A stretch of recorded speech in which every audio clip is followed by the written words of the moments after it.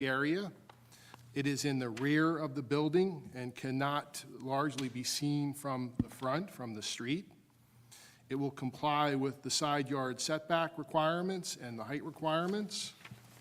The adjoining property to the rear is undeveloped, so the additional floor area will not have any impact on the rear adjoining property, and the side yard setbacks will be satisfied, so it won't have an impact on the properties adjoining to either side. In fact, and most importantly, we think that the adjoining property owners will be glad to get rid of the non-conforming duplex use that's currently on the property. We're also going to be increasing the parking, bettering the parking situation as well. This is also located on a lot that's a little bit smaller than usual. It's also important for the board to know that this proposal is the end result of 3 visits to the HPC. All of those visits, the emphasis was on ensuring that the front and face of the structure remained largely in its current proportion, which we feel further supports our belief that this proposed addition to the rear will not have any impact on the character of the neighborhood or the streetscape or negatively affect anyone. So here this evening for our expert witness who will elaborate further on this design is Ms. Christina Amy. To my right, I've already introduced Mrs. McMahon. If we could have them sworn in, please. Do each of you swear to tell the truth, the whole truth, and nothing but the truth, so help you God? I do. Mr. Hurlis? I do. And Mr. Hurlis remains on the oath. Okay. Christina, briefly put your credentials on the record. My name is Christina Amy. I'm the owner of Christina Amy Architect, LLC, 761 Asbury Avenue, Ocean City, New Jersey. I'm a New Jersey registered architect, and I've appeared before this board and probably every board in the county in the last several years. And you're familiar with the city of Cape May, and you've, I think, once or twice dealt with the issues that we're dealing with here in terms of how to design a property and take into account floor area ratio and the impact on the neighborhood. Yes. Madam Chair? Yes, you totally accept it. Okay. Christina, why don't you take us through current conditions on the site and the proposal this evening? Sure. The existing house, it's an undersized lot, so it's 4,000 square feet where I believe 7,500 is required, so it's significantly undersized. The existing house is wider than what would be permitted if a new house were there. This is in a historic area, and it is a historically contributing house. So it is a approximately 1.5-story bungalow over a basement area. The basement there, and then there's a 2-story deck on the back. There's also a garage that's shared with the neighbor. So, you know, there are several properties in Cape May that have these, where it's a singular building on the property line, split with the garage access for both houses. The existing house has a basement level, which is predominantly above ground. It's about 2 steps below ground, that has their mechanical equipment and laundry room. However, that is below the flood regulations. We cannot elevate this house for a few reasons. One is that the historic nature of the house prohibits it from being elevated any further than it currently is. And that's because the first floor living space, not the level with the laundry and the mechanical, but the living space is already above the required flood elevation. So like I said, it's a 1.5-story house. It's a duplex. It's split where the first floor is 1 unit, the second floor is an additional unit. It's not a house that was, or if it was, a singular house that was split into 2 units. The interior stair has been removed, so there's no existing interior stair to utilize. So what we are proposing, and it does conform with the front yard setback, but not on the side yard setbacks, and I can't remember if the rear comply with the existing structure. Give me 1 second. The existing rear did not comply because it's 25 that's required. And so we're looking to convert it to a single-family residence. There's a large portion of the second floor that it's under the roof, so it has very low ceilings, actually, that don't comply to current building codes for some of the existing rooms. The existing house currently has 4 bedrooms. The proposed house also has 4 bedrooms. So we're looking to expand, and we have our preliminary HPC approval, but we're looking to expand out the rear so that the front of the house ultimately doesn't look any different. I mean, it'll be refinished, but it won't look any different in terms of the massing of the house at all. We're pushing out the rear as we can't go up to compensate for the mechanical and laundry, which we have to incorporate into the house to reconfigure living spaces. The lot behind the house actually is unlikely to be developed. There's wetlands that would prevent that house, I believe, from expanding back, as well as lot coverage and their own building coverage floor area ratio. Can you say that again? I didn't- So it backs up to another lot that is owned, but that is undevelopable. The lot behind them is very long. It's off of Mount Vernon, actually. Mount Vernon? Am I off a block? You're off. I am off a block. But it can never be developed. It could never, it would be, unless the zoning changed, it would be not be able to be developed. So the building we're proposing, the addition would comply with both the side yard setbacks. It does encroach into the rear yard setback slightly. The floor area ratio, again, incorporating the laundry and mechanicals up into the existing structure and the space lost from the low roof. We are pushing out for that floor area ratio, as well as the lot coverage. We're keeping the lot coverage to what the existing lot has. Again, we can't really do much regarding the existing garage as it is shared with the neighbor. And then we are literally providing the minimal amount of paving to get to the front entry walkway, drive strips for the parking in the driveway, and no other, we're not proposing any patio area or anything like that we could kind of pull back on to accommodate the necessary paving to access the house. And I think, again, we just kept our expansion kind of as compact as possible to accommodate, a current living space.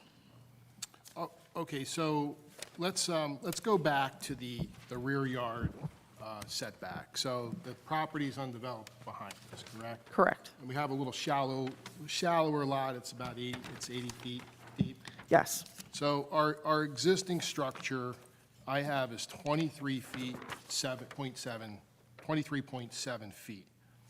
And we're. For a rear yard setback, yes. For a rear yard Yes. setback. That's the existing condition survey. Yes. Now, our proposal to the face to the wall of the building, which is what I like to Sure. visualize as being the setback, not the technical setback. We know that's Right. measured from the overhang. But visually, our setback from the face of the wall is going to be 23 feet and 1 inch. Correct. And to the overhang, it's 22 and 1 inch. Right.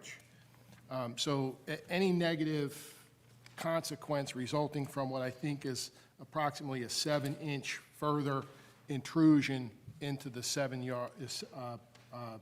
rear yard setback. No, there would be no negative impact from that minimal amount. Okay, and for the terms of the addition, the side yards comply Yes. and the height complies? Yes. All right, so let's go to the floor area ratio. So I heard you talk about some design problems that are driving this. One being you have mechanicals on the ground or below ground level that you just can't have anymore if you're doing a substantial renovation. Correct. Those mechanicals, so everybody understands, have to be elevated above base flood elevation. Yes. So, and you're not allowed to elevate the house any more than base flood elevation because you're historic. Because it's a historic house and the ordinance that has been passed earlier this year, at the end of last year, preventing that, yes. So that creates a little bit of a design challenge. You now have to take up floor space that was otherwise not utilized for Right. living, but was utilized for mechanicals. Yes. And then I'm trying to understand, you had an internal, there's no internal stairway, so that Right. really you have to move that inside. correct? Exactly. All right, so again, the back's undeveloped, correct? And the rear deck, existing rear deck area, I mean, that's the area we're talking about that's going to be utilized now to be enclosed and to create this additional living space. Yes. I think it's a little bit, comes out a little bit on the side, but essentially that's the area we're talking about. And that's going to be, you're not creating any bedrooms or anything. In fact, I think you said it's a wash. It's 4 bedrooms, right? That is correct. So, and I know our concern always with floor area ratio is the intensity of use on the site. Can the site accommodate the problems that come from having more floor area ratio? When you look at getting rid of your duplex use, which is basically 2 of everything, 2 Right. kitchens, 2 everything, keeping the same amount of bedrooms, increasing parking by 1 spot, is there any additional negative consequences from increasing the floor area ratio? In this specific case, I would say no. In terms of, like, Right. what's going on the property, it's not increased. No. In fact, I think it might be decreased because you're eliminating a second unit. Yes, and additional cars that may come with 2 families as opposed to 1 family. And in terms of visually, now that's the activity that's Right. occurring on the property. In terms visually of the mass of the building, this is, I think you were at the HPC 3 times, It may have been twice, but twice, I might misspeak, but twice, I know it was more than once. yes, They actually were concerned about the front, the elevation, the size, the volume of the building, right? correct. So this addition to the rear, I guess, sort of really passed muster Right. with them as not being a problem with their main concern, which was the front of the building. Correct, and from the street, again, aside from cosmetically sprucing it up, the visual from the front of the street would be, you'd have to kind of poke your head down the side to try to see any difference. From the street, the front of the house does not change. So you can't see it, really, correct? Correct, And then your physical activities occurring on the property are going to be less, correct, correct? There's nobody behind the property to bother. Correct. right? And I think the folks on either side, they may be desirable of this to get rid of that duplex. Yes, I would think to get rid of the duplex, and the structure of the existing deck is a little bit unsightly with all the cross bracing. Yeah, it's not nice to look at. So we'll get to that special reason. And your side yard setbacks, really no one can complain about that because you're complying with that. And then we have 7 inches further into the back. So is any of that going to be a substantial impact as resulting from increase in floor area ratio?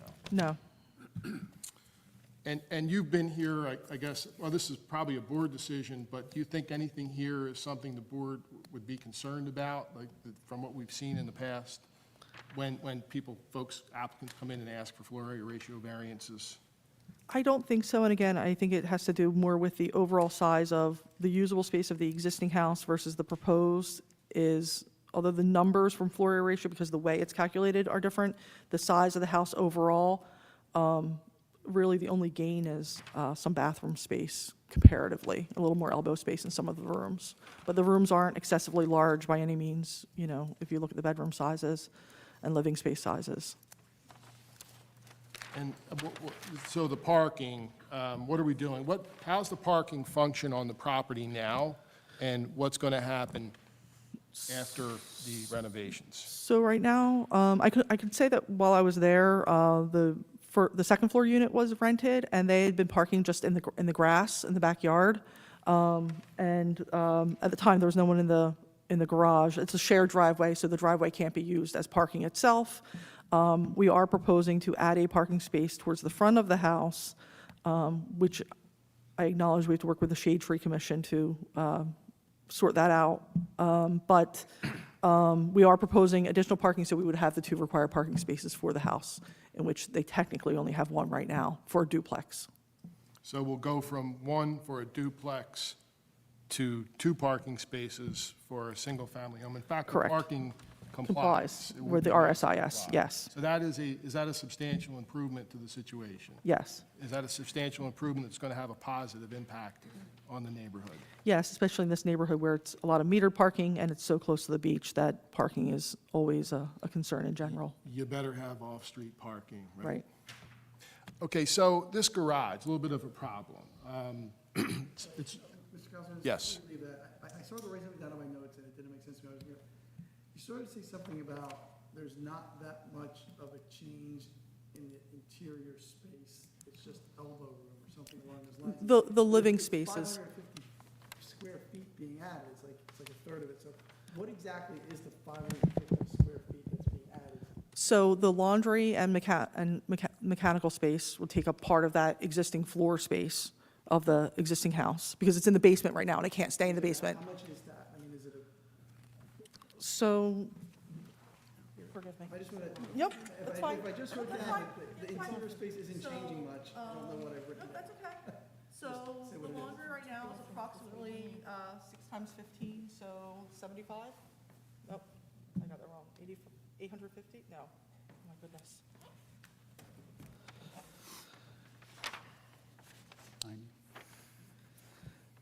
So that's roughly 90 square feet. There's stair. That's laundry? Laundry is 90. Right. And the have, There's stairways, that internal stair that would not have existed, that didn't exist before. So the area of the internal stair. And the mechanical, so the, because it's a 1.5-story house where the second floor is within the roof, some of the mechanicals will go where a bedroom was before, but we can't use that, because the headroom drops very low in those spaces, it's very steep, the roof. So the edges have a very low ceiling, so it's not usable floor space in the new area. So to compensate for that space, the addition has the adequate headroom so it goes up further. in the back. The addition in the back is like a shed dormer to, So, I don't know, the I like to drawings, answer the this floor quickly. plans, I have notes as to what the space that's being Right. added is. I'm not- Right. I'm not Yeah. doing anything to testify to. So, Just The- wanna the write flo- down what the added the space floor is. plans on Christina's plans are pretty evident. If you just, like, she shows the existing, and she shows the proposed, and that's at the top left Mm-hmm. Right. corner. So if you take a look at the existing ground floor, that doesn't really change. The existing first floor, for instance, and remember, this is let me make sure I get the terminology right. This is a two-family attached, which means there's 2 units over top of each other. So there's a kitchen on the first floor, and there's a kitchen on the second floor. There's totally contained units, one on top of each other. They're eliminating that use. They're putting 4 bedrooms on the first floor. And by the looks of this, there's a deck, existing deck, and where that existing deck is, they're proposing a master bedroom expansion onto that structure, and that's evident on the floor plan. And then the second floor, essentially, the expansion is the living room expansion that goes out to the rear of the property. Is that accurate? yes, I think I was misinterpreting what you were asking earlier. So the addition in the back I just would is have the, testimony, notes, Yeah. I would have notes that reflect testimony as to what space is being added, and I just don't have that right. in my notes yet. So in terms of the space being added, in terms of the volume of the structure, it's the living room and master bedroom on the back of the structure.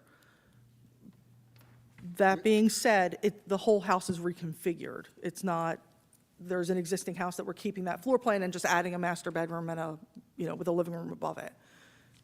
And it has to do with reconfiguring all of the rooms in the house to accommodate the stair, the mechanical, the laundry in the perimeter of that existing house plus that addition. And the laundry is about 90 square feet, and mechanical is how much? 15, 6 by 5. Right here. So it, Just doesn't have, Testify to it. Okay, it doesn't have any, no, there. it's all included in that laundry. And I think, Yeah. Christina, the other important thing to know is that the new area is essentially where the existing wood frame deck, the 2-story wood frame Correct. deck is now. right? Correct. That area is being converted into what's going to be a habitable space. that is correct. So largely, there's a structure present in that location that we're talking about currently right now, That is correct. regardless of what's in it. Right. It is currently now a wood frame 2-story deck on the back of the structure. Yes. Okay. Don't have big mechanical rooms. I just want to. I don't know that. Space is made up of these things, I just want to. The overall increase in floor area ratio includes those things that were not included in the floor area ratio previously. So it's not, I don't have the exact, I'm sorry, I mean, if I had my computer, I could find that area for you. I don't know the exact area. Square feet, is it 200 square feet? Let's call it another 90. I mean, you know, but it's, okay. And then the rest is living room and master bedroom expansion, Yes, which Mr. Kazunas points out is where the deck is now, pretty much. Okay, right. That I can write down. Okay. All right, back to the garage, right? Okay, so the garage is over it's one of these peculiar shared garages that's over the property line, Yes, and you have to access it by a shared driveway down the middle of the two properties. that is correct. So, and I understand you've looked at every type of what you could do with this garage. Cut it in half, keep the other half. So was any of that, all that was explored, and was any of that feasible or realistic? It wasn't feasible, especially when we took into consideration the desires of the neighbor. Which were, I understand the neighbor uses cars park in both of these, right? There's nothing else in there. They actually park cars in there. There is nothing else in there. I cannot testify that cars park in there since there were none the day I happened to go. And we looked at, we looked at sort of cutting the garage in half and allowing the neighbor to have their half and using our half as a parking space. But I understand that wouldn't work because there wouldn't be enough usable space in the garage to park a car because it's not directly centered on the property line. And when you're using the garage as it is right now, there's no center wall, so there's kind of a little bit overlap of use of space So you can currently. open your car door and Yes. get out of the car. Exactly. Okay, so essentially my point is we're stuck with the garage.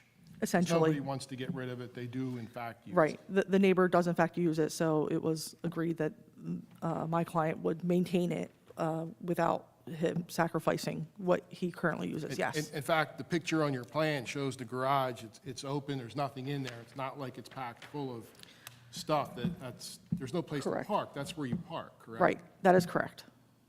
And so you're going to have a spot there, and then another spot's being created sort of next At the to front of the house. driveway to put it Yes. into the front of the house. Right, and that's due to the existing house being where it is. There's not enough space between the house and the shared driveway for parking space. Okay, so with that garage having to stay there, that created a little distance problem from the main structure. So I think we have 5 feet 4 inches now of clearance. Yes, Is that enough to safely ingress and egress to the rear yard?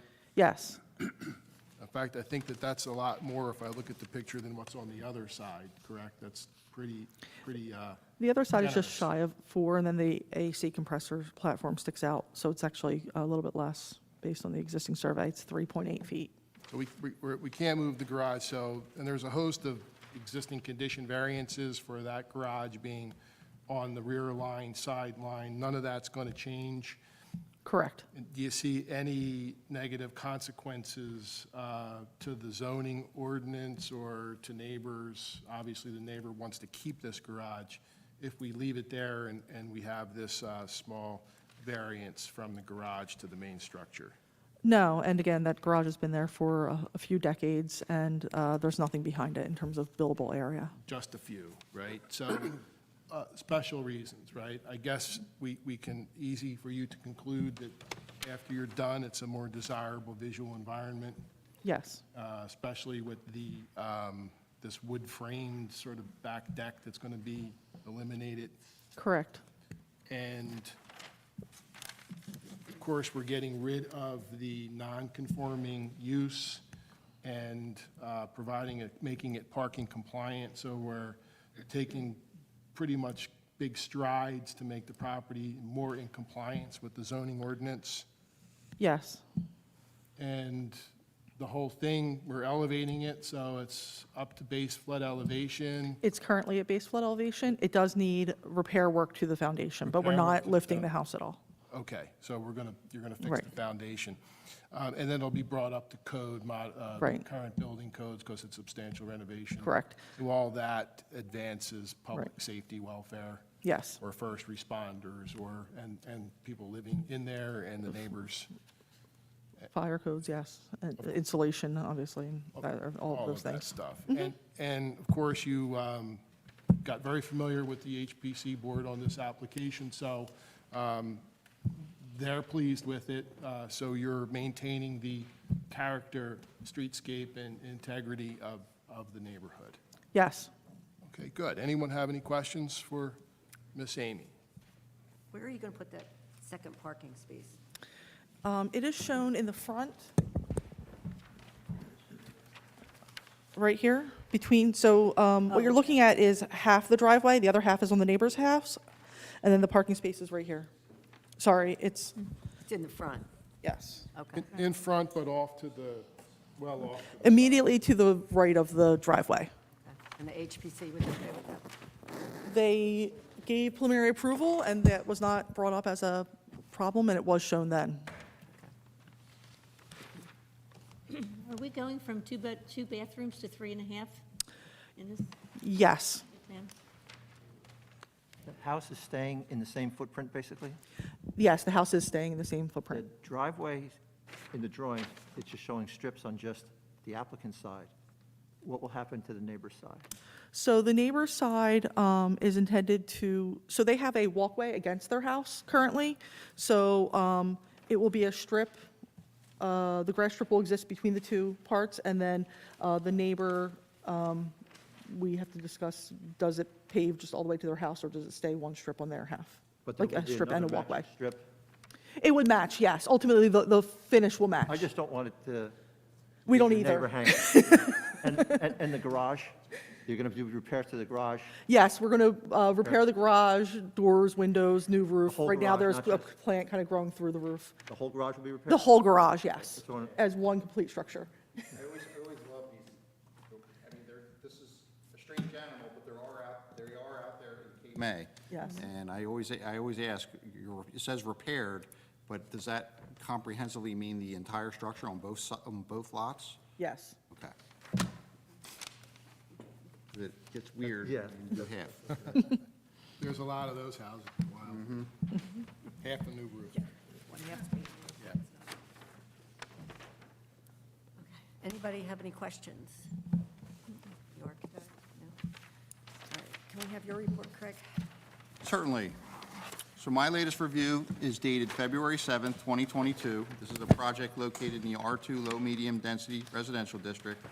You've heard testimony from the applicants. The lot is currently developed with a 2-unit, 2-family attached dwelling, and they're eliminating that use, which is a non-conforming use, and providing one single-family dwelling. You've heard testimony with regards to the variances, and I'll deal with those later, but I'll just talk about the completeness review first. On page 2, they've asked for waivers from item number 27 and 28, and we supported those waivers and recommended deeming the application complete. So, this is an existing undersized lot in the R2 district. The lot area requirement is 7,500, where 4,000 square feet exists. The lot width and lot frontage requirements are 60-foot wide, where 50-foot exists. The structure creates nonconformities that the board has to grant variances from if the applicant has demonstrated those proofs. With regards to the rear yard setback, 25-foot is required, 23.7 feet exists, 22-foot 1 inch is proposed. The side yard has a total requirement and an each 12-foot total and 4-foot on each side minimum. So they've proposed a total of 10.7 feet, and each side is 6.9 feet on one side, which is conforming, 3.8 foot on the other side is non-conforming. They've also requested variances from the maximum lot coverage. 40% is the maximum allowed. 45% exists. They're reconfiguring the lot coverage and they're proposing that to be 45%. The floor area ratio, 0.40 is the maximum for single-family dwellings in the R2 district, 0.33 is existing, and 0.473 is proposed. I should note that the building setback line is set back at 10 foot 8 inches, where 25 foot is required, but they are utilizing the setback averaging. They provided the survey information that verifies that they are eligible to take use of that. So there's no variances required for the building setback line. And that- Can I ask you a question? Sure. The testimony that I noted was that there was a question whether it was the same footprint, and the answer was yes. But the rear yard looks like it's 1.5 feet further smaller, which means the building goes back 1.5 feet more. I'm trying to reconcile those two things. So that area is deck area, correct? Can I answer that? Yes. So, okay. Yeah, I'd prefer. So we are going out 6 inches further than the existing deck with a structure, but then the house has a roof overhang. So the roof overhang, that's the other foot. So we're going out 6 inches more with the structure, and then there's a roof overhang of 1 foot, so that's the 1'6" difference, And we measure setbacks to the eaves, the nearest face of the structure, so. right? And the existing deck doesn't have an eave because it's a deck. So it's sort of the same footprint. Yes. Close to the same. I use the word largely the same footprint. Substantially the same footprint. My notes said same footprint, and then I think there was some confusion about the existing structure not being changed and being in the same footprint as well. Okay. So Right. That's fine. So they're, with that modification, Okay, so we also talked about it's almost like a duplex garage, side by side. Obviously, it's sitting with 0 foot setback. It's an existing non-conforming structure, and they're reconstructing that or repairing that. So the rear yard setback requirement is 5 feet, where 0.9 feet is proposed and exists. Side yard requirement is 4 foot. Obviously, it has 0 foot setback because it abuts the adjoining half, and that is non-conforming and is going to remain the same. And the distance from the adjoining building has a requirement of 10 foot, and because building is being expanded on that side, that is being reduced from 13 foot 8 inches to 5 foot 4 inches. And that's essentially deck becoming structure, principal structure. So those are summary of the variances, and I just like to remind the board that the floor area ratio variance is a D4 variance, which requires 5 affirmative votes to carry. you did it, I missed it. Did you talk about the lot coverage thing? I talked about it's being reconfigured, so. Okay. That was a summary of the variances. I'll move on to my general review comments. Item number 1 is compliance with the flood damage protection portion of our code. Item number 2 is, and one of the board members brought this up, but the plans only show half of the ribbon strip that's a shared driveway. I'm assuming there's an easement. It's not shown on the plan, but the owners share access to the rear accessory detached garage.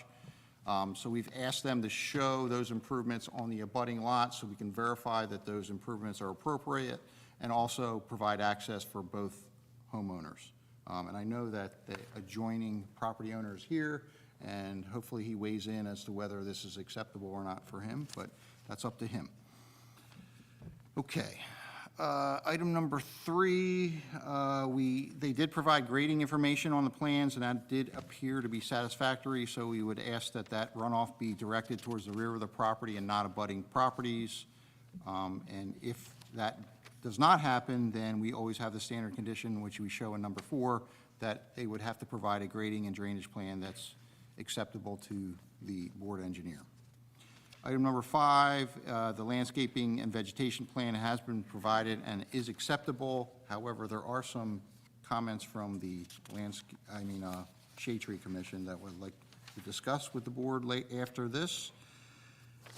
Item number 6 is sidewalk adjacent to the site should be replaced to the satisfaction of the board engineer. Item number 7 is the requirement of the inspection escrow and the satisfactory construction of site improvements prior to issuance of the certificate of occupancy. Item number 8 is compliance with the requirements of the Shade Tree Commission, and they had a review dated 10/29/2021, and they recommended that the cedar at the front of the property is a healthy, mature specimen, I think is what it says, is recommended to, oh my goodness, this language is hard to read, but Be pruned. to be pruned and remain at the location. However, the applicant has proposed a parking space right where that is.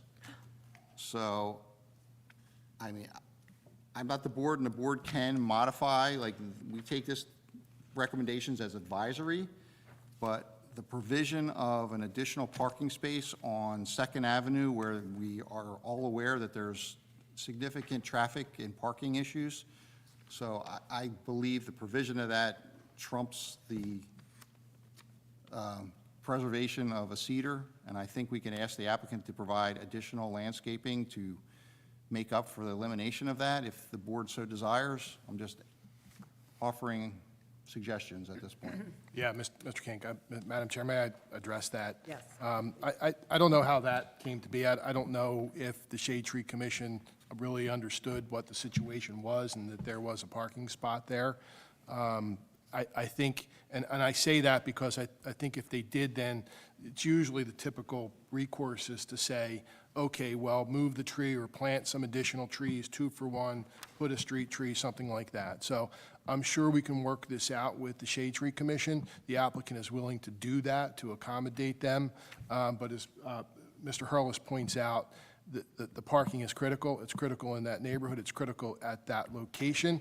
And we're talking about, making it comply with parking. It's unfortunate the tree happens to be in that precise location. And there's some other issues as well that it looks to me, I'm not an engineer, but it's a little close to the foundation. That causes problems in the future. So I would think in light of that, it would need to be addressed at some time in the future regardless. So better to do it now when it's a little bit smaller. Okay, well, I was glad to hear that, because parking, of course, is critical in Cape Bay, but so are trees. Absolutely. Or trees. And, I'm glad to hear that you're willing to work this out, so that we're not just taking this tree down and forgetting about it. We're going to try to preserve our tree-friendly community the best we can. So I was glad to hear that. Thank you. Thank you. The condition's going to read, if it's okay with everyone, the applicant, if this is granted, the applicant will keep the second spot, but will reach a mitigation acceptable to the Shade Tree Commission and the board engineer. Yeah. So the code requires 2 for 1 replacement. So if they take it down, they got to plant 2. Right, 2 of this kind of tree? Yes, and obviously, this is It right. doesn't necessarily have it's to be on a their property. wildlife-friendly species, so we want to see it duplicated, so, Okay. You want me to say that then? I don't care. yeah. Does it have to be on their property, or can they donate a tree somewhere else? Put one on and one somewhere? Yeah, they're- I kind of think that's, Why don't I The leave ordinance this is alone silent and to it. work that out? Yeah, That was my request, yeah. I think we'll work it out with the Shade They Tree. can put the tree okay, wherever they yep. But in the city, there's a designation. okay, just quickly, just following up, items 9, 10, 11, and 12 are standard conditions that are required of all of our applicants, so they should remain conditions of approval. And that's a summary of my report, and I'm happy to answer any questions the board has. Any questions for Craig? Anybody? Okay, before we go on, can you just talk, if you do have at least one new member, I don't know if our other members have voted on the floor ratio. Okay. Members, can you just talk about its objectives and purposes so they know what Right. that is, so the applicants know Okay, fairly of what that actually is? so normally, relief can only be granted when you show special reasons, and those special reasons are defined in the municipal land use law. However, it has been held that in establishing special reasons for floor area ratio variances, the Coventry Square versus Westwood Zoning Board of Adjustment, that court case controls. And that court case said that an applicant for floor area ratio variance must only show that the site will accommodate the problems associated with a floor area larger than that permitted by the ordinance. So, That part was actually, really should be my job, I didn't mean to stick you with that. I was just asking you to talk more about what are the problems that the floor area ratio is directly to address. so that's where I was trying to frame that. So typically, when we're looking at this, we're looking at, is it overdeveloped? Is there adequate parking on site? In this case, they have 4 bedrooms, there's 2 parking spaces that are required, they've met that standard. Does the volume or coverage create drainage issues? In this case, I've reviewed the grading and drainage plan, I don't believe that it has. You know, we look at like the density, overdevelopment of the lot. Is there inadequate light, air, and open space? Is that impacting any of the neighbors? You may hear from the neighbors that provide testimony and suggest that that does. Those are the types of things you should be considering. Last thing was about massing. Yeah, well, massing I always can throw into the light, air, and open space, but, I just wrote the word massing, so I Yeah. wanted you to say it, because Right. usually you say it. okay, sorry. That's all right. But those are the things the board should weigh when they're granting that variance, Okay. or considering that variance, and not granting.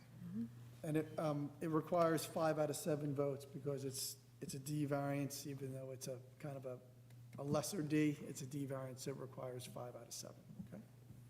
All right. Okay, at this time, I'm going to open it up to the public. Anybody within 200 feet that would like to come up and speak? Come at now.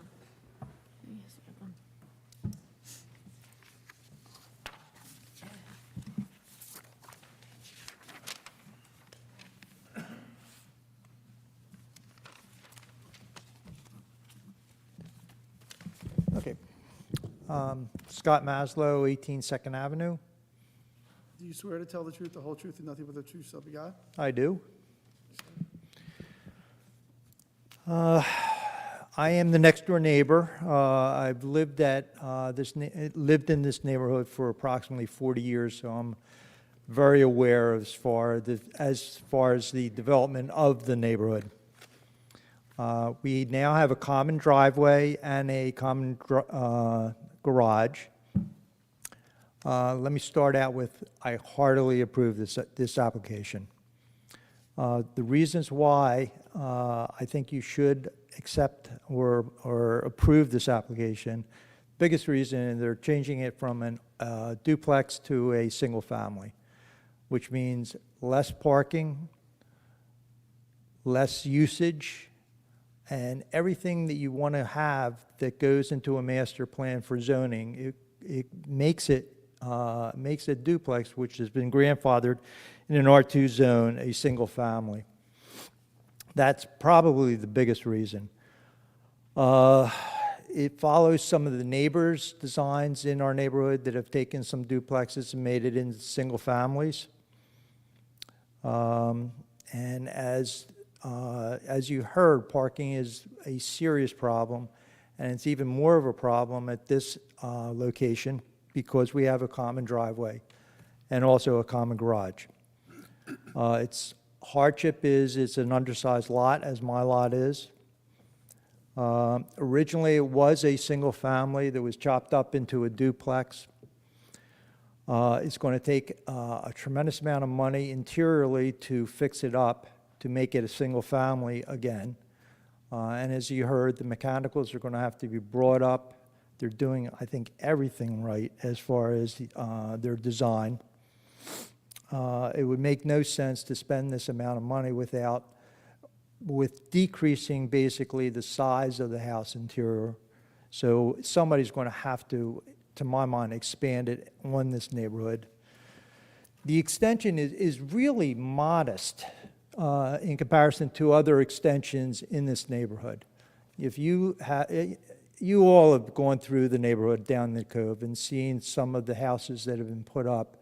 This is probably the most modest extension or addition in the entire neighborhood.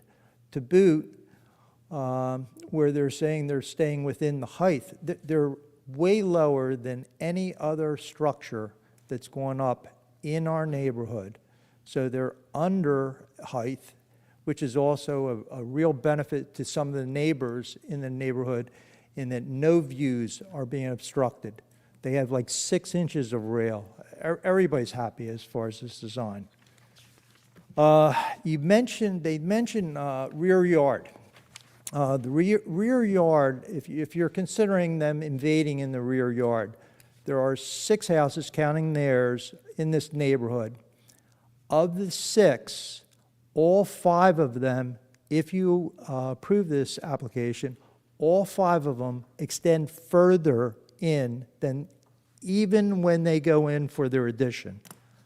Of the 5 that go even past or further in towards the ocean, 3 of them abut the neighbor that they also abut, and all of us are further in than what they are going in. One of the houses, I think, is about 10 foot away from there.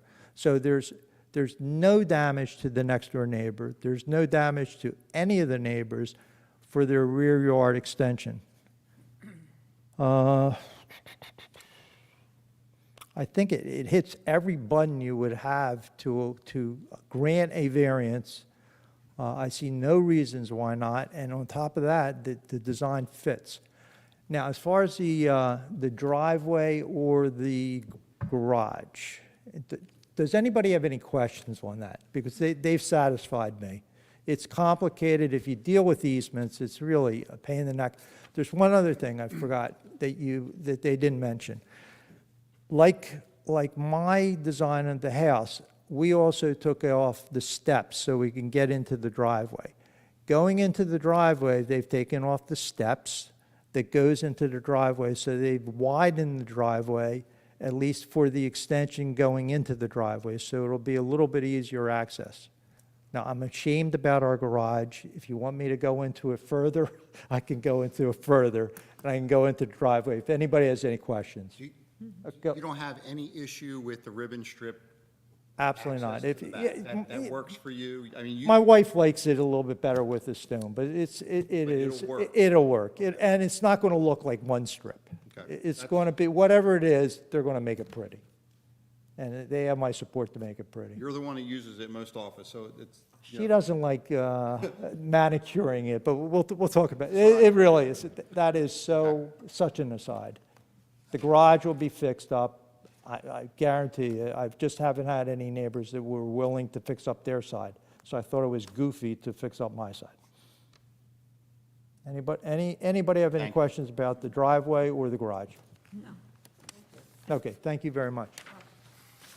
Anyone else? Anyone beyond 200 feet? All right, close it to the public. Madam Chair, if I may, I neglected, I wanted you to hear from the soon-to-be homeowner, Alex, just to say a few words. I think it's important the board know who these folks are and what their intentions are for the property. So, Alex, not to put you on the spot, but she was sworn in. Yep.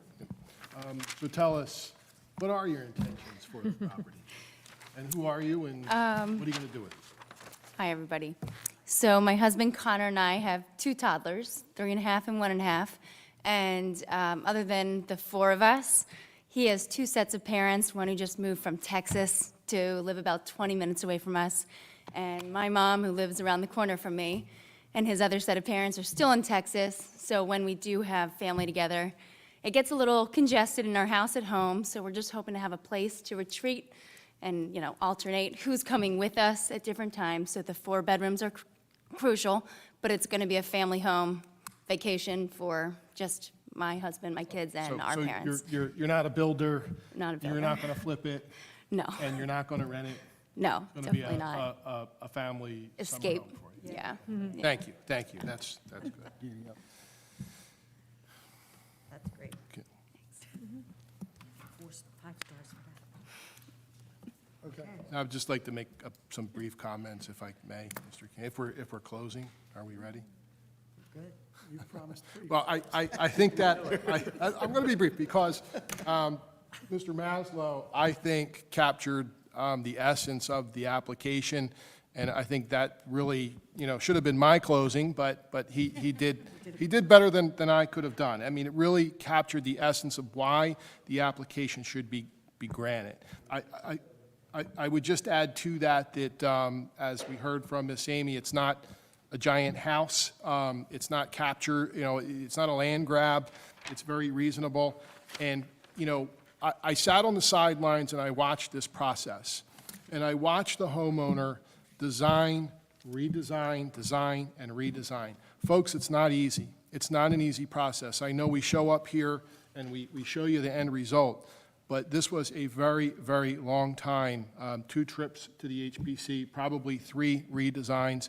You've heard Miss Amy testify about some of how hard this is to do because of the mechanicals downstairs, because of the internal stairway. And again, Mr. Maslow, capturing the difficulty in how do you fix these things? How do you motivate someone to come in and buy a property like this and put the money into it to make it pretty much more compliant? How do you do it? This is really how you do it, to make it a modern, livable home and not change the exterior appearance to such a point where it's what you don't want, the big monster on the block. Again, Mr. Maslow, he did a rear yard analysis, which is essentially the analysis and argument we make when we come in for a front yard setback, right? You don't want to stick out further than the other folks because you don't want to block their view. So he pointed out, I missed it, that this application does not stick further out than anyone else, so it's not going to bother anyone. So why would you grant it? Because these are the limited circumstances, I go back to my opening, under which you would do so. It's not making the volume of the house that much bigger. You can't really see it.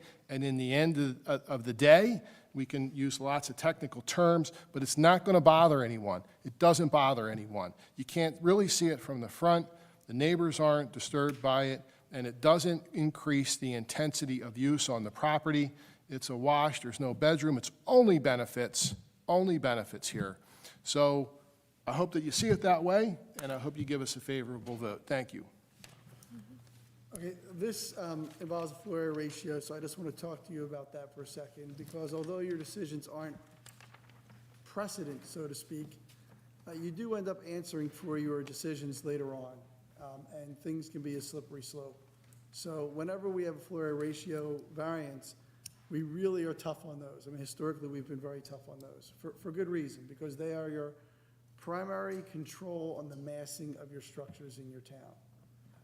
It's a way to keep things under control, and it's kind of your anti-Sea Isle City kind of, it's your defense.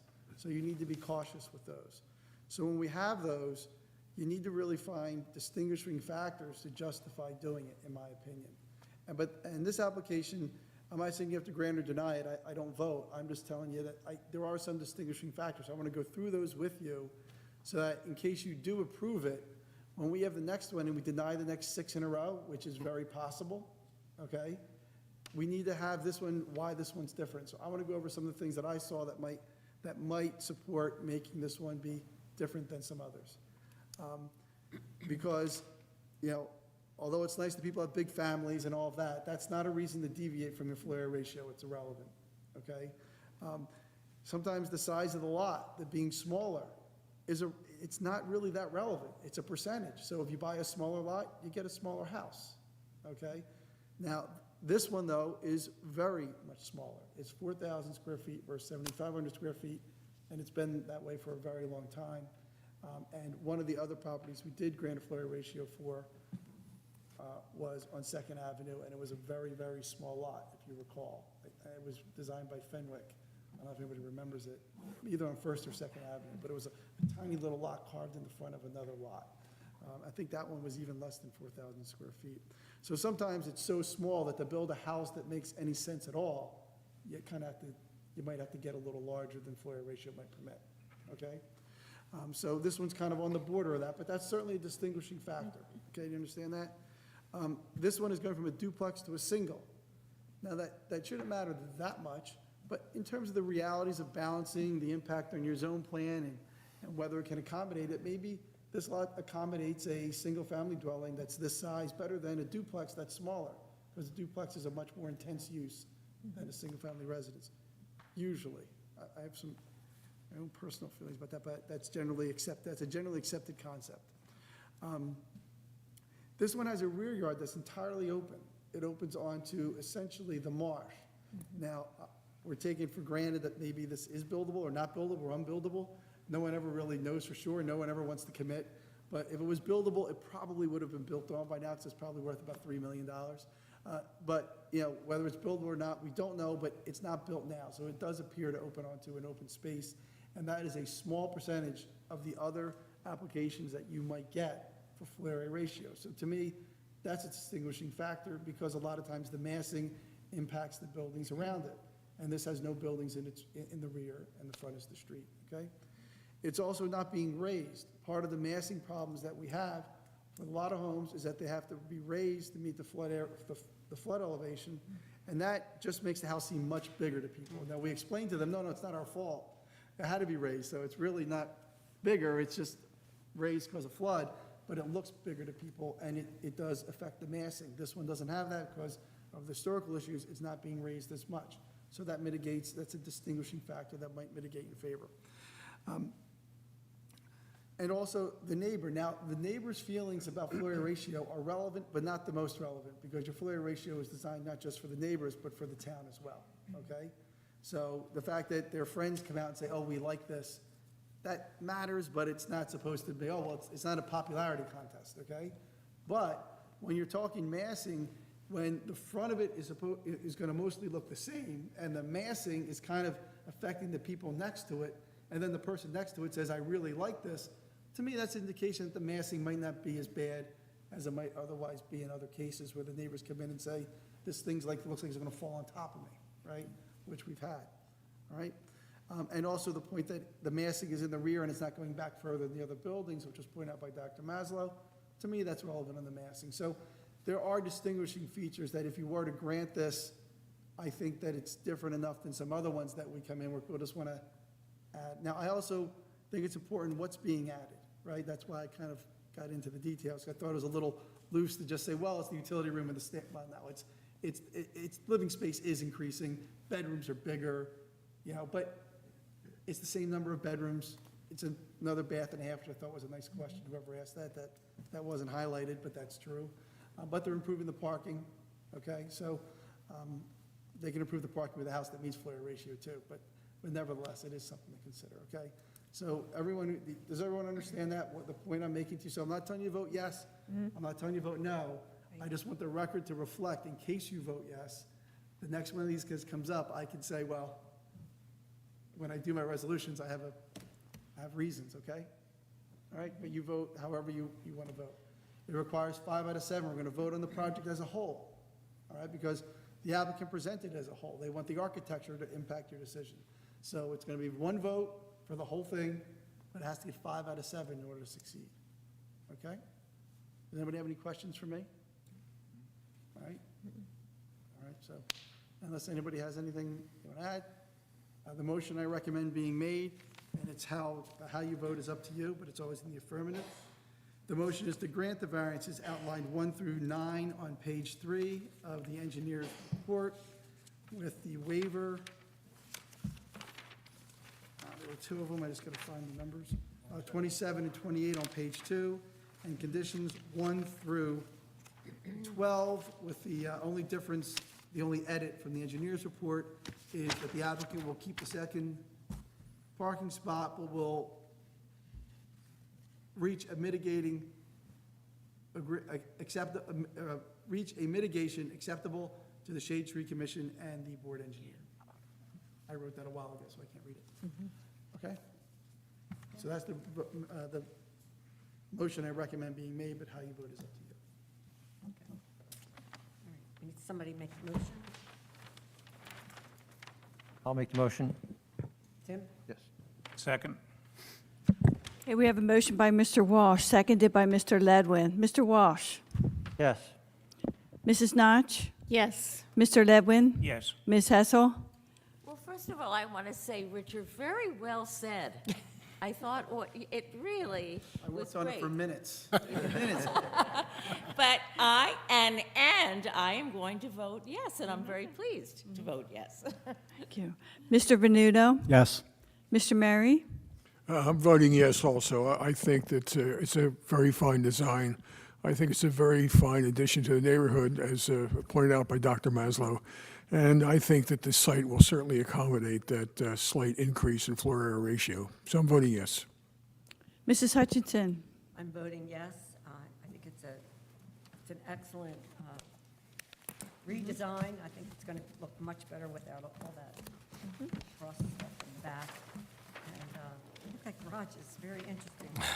Never been in people's backyards, but I like that. I think you've done a great job. Thank you. And Madam Chair, thank you. And once again, thank everyone for your very careful and thoughtful consideration of the application. Thank you. Have a good You're evening. very welcome. Thank you. I think that was one of the best. Really, it's just trying to make it. We'll take a 5-minute break. Oh, a whole 5 minutes? Let's go.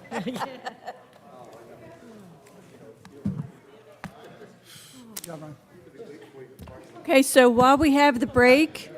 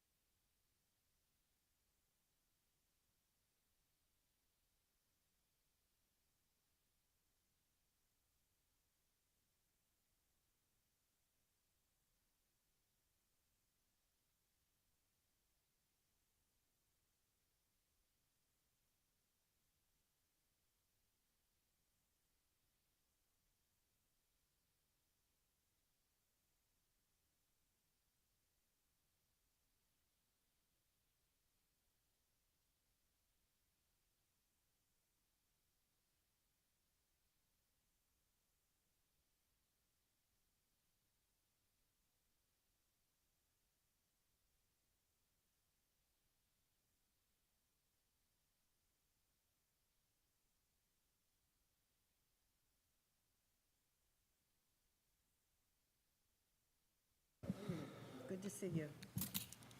All right, you ready, Karen?